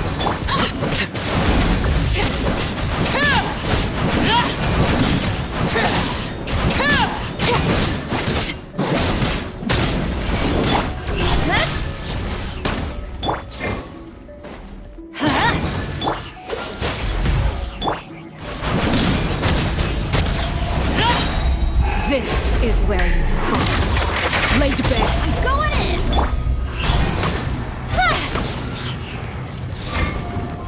Dodge this.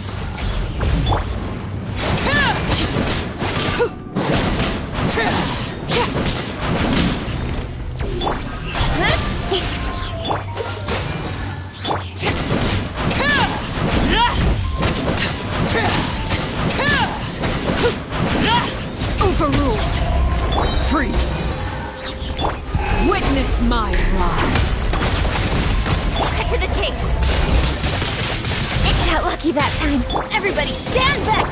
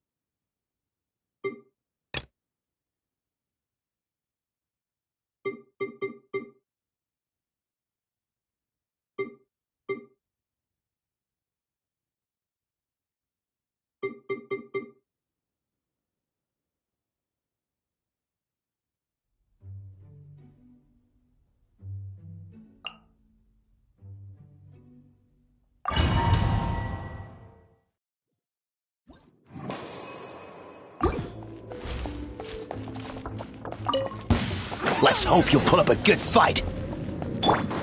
Disappear!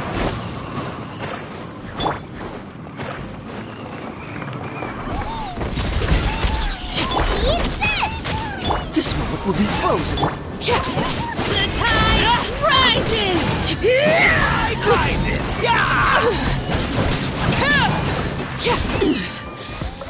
Everlasting as the moon! Laid bare. Dodge this!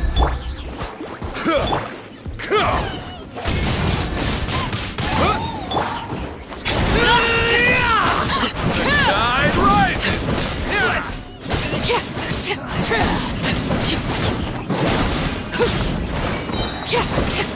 around! The tide rises!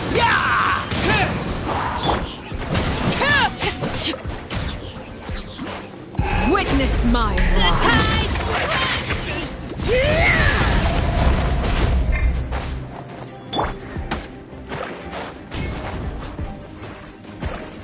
With the wind!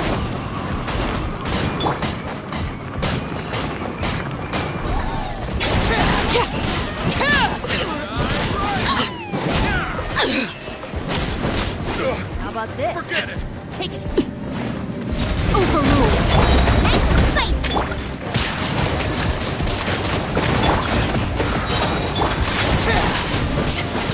Oh, so sorry. Full speed ahead. Everlasting as the moon. Laid bare. Go on.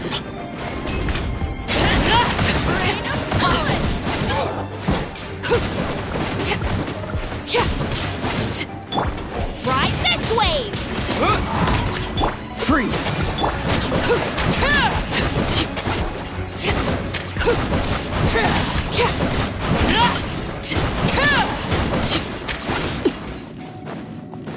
Overruled. Dodge this! This is where you fall.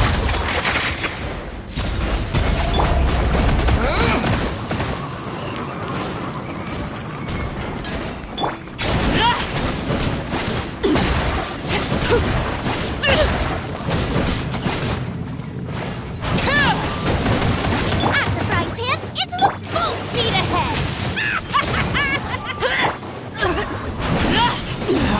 Go on. Witness my rise. Transfixed. Freeze! Nice and spicy. Slip. Slide. Race you.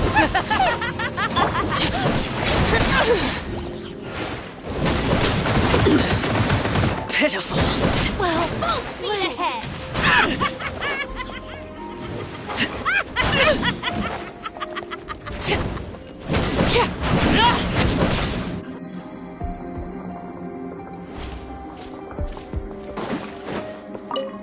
Your journey ends here, Lord of Sand. Nowhere to Your hide. sacrifice is ready.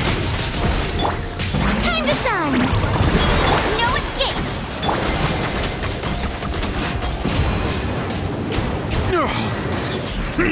Be sanctified.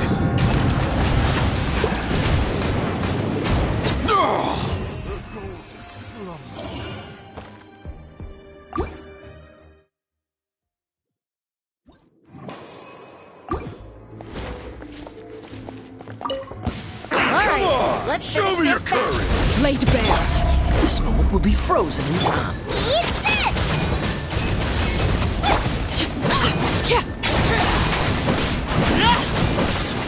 Watch this! This is where you fall. Overruled. Out of the way or get blown away. Cool it! Out of the frying pan, it's Quick. Witness my rise. With the wind!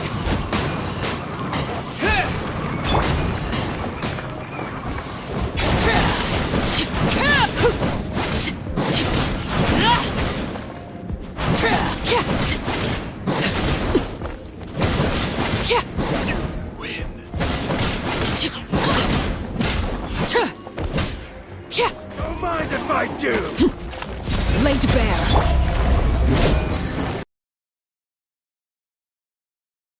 Is where you fall.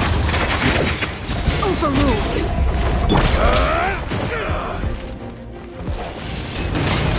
With this is not The end.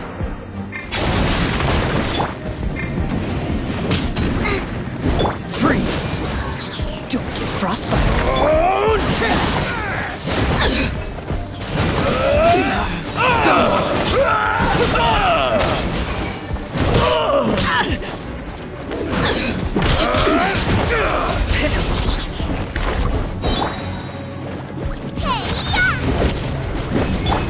Dodge this!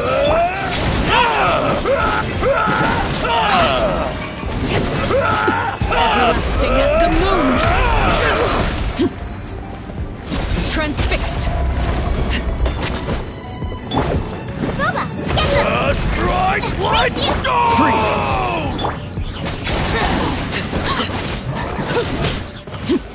Yes, you are.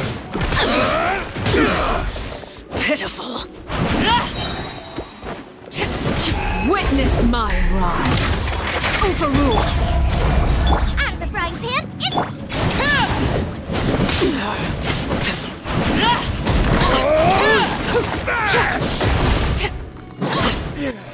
I'm good.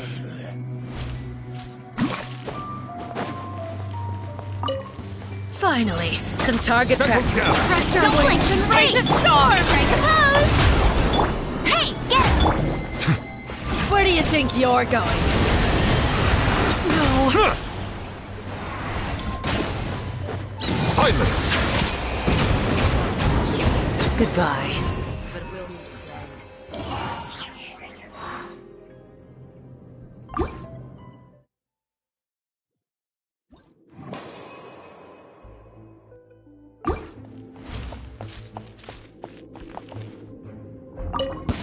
Let's hope you'll put up a good fight.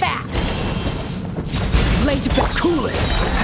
This moment will be frozen in time. Booba, get them! Let's get out of there! Well.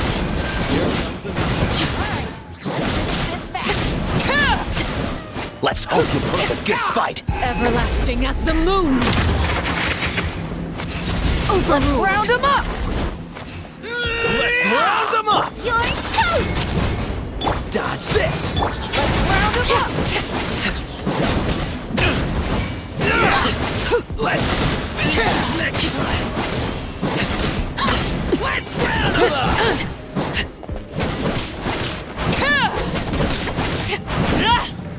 Laid bare. Let's round him up! Let's finish this next time. This is new.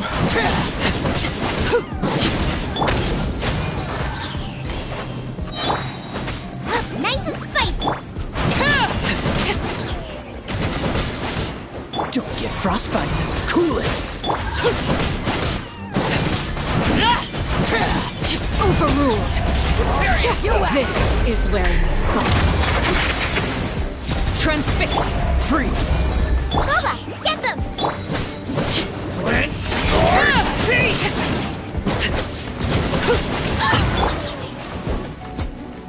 Dodge this. Nice and spicy! Hide!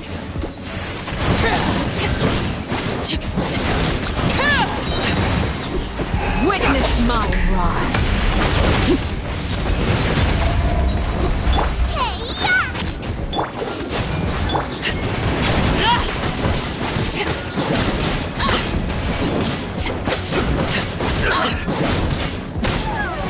I will stand.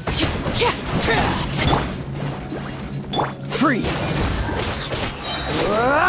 This moment will be frozen. Boom! Laid bare. Cool it. Boom! Everlasting as the moon! Transfixed! Booba, get them! Freeze.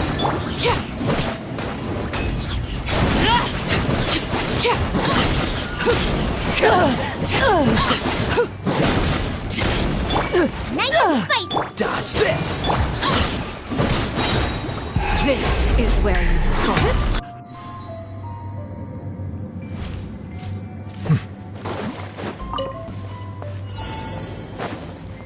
Bow your head. Speed of light! No one escapes by... Let my name echo in song!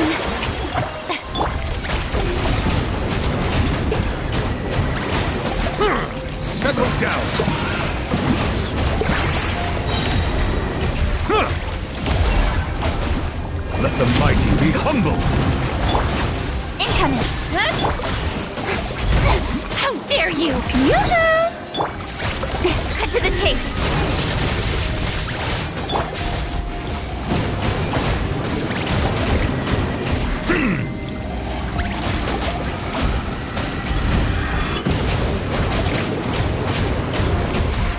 Silence! Let the world collide!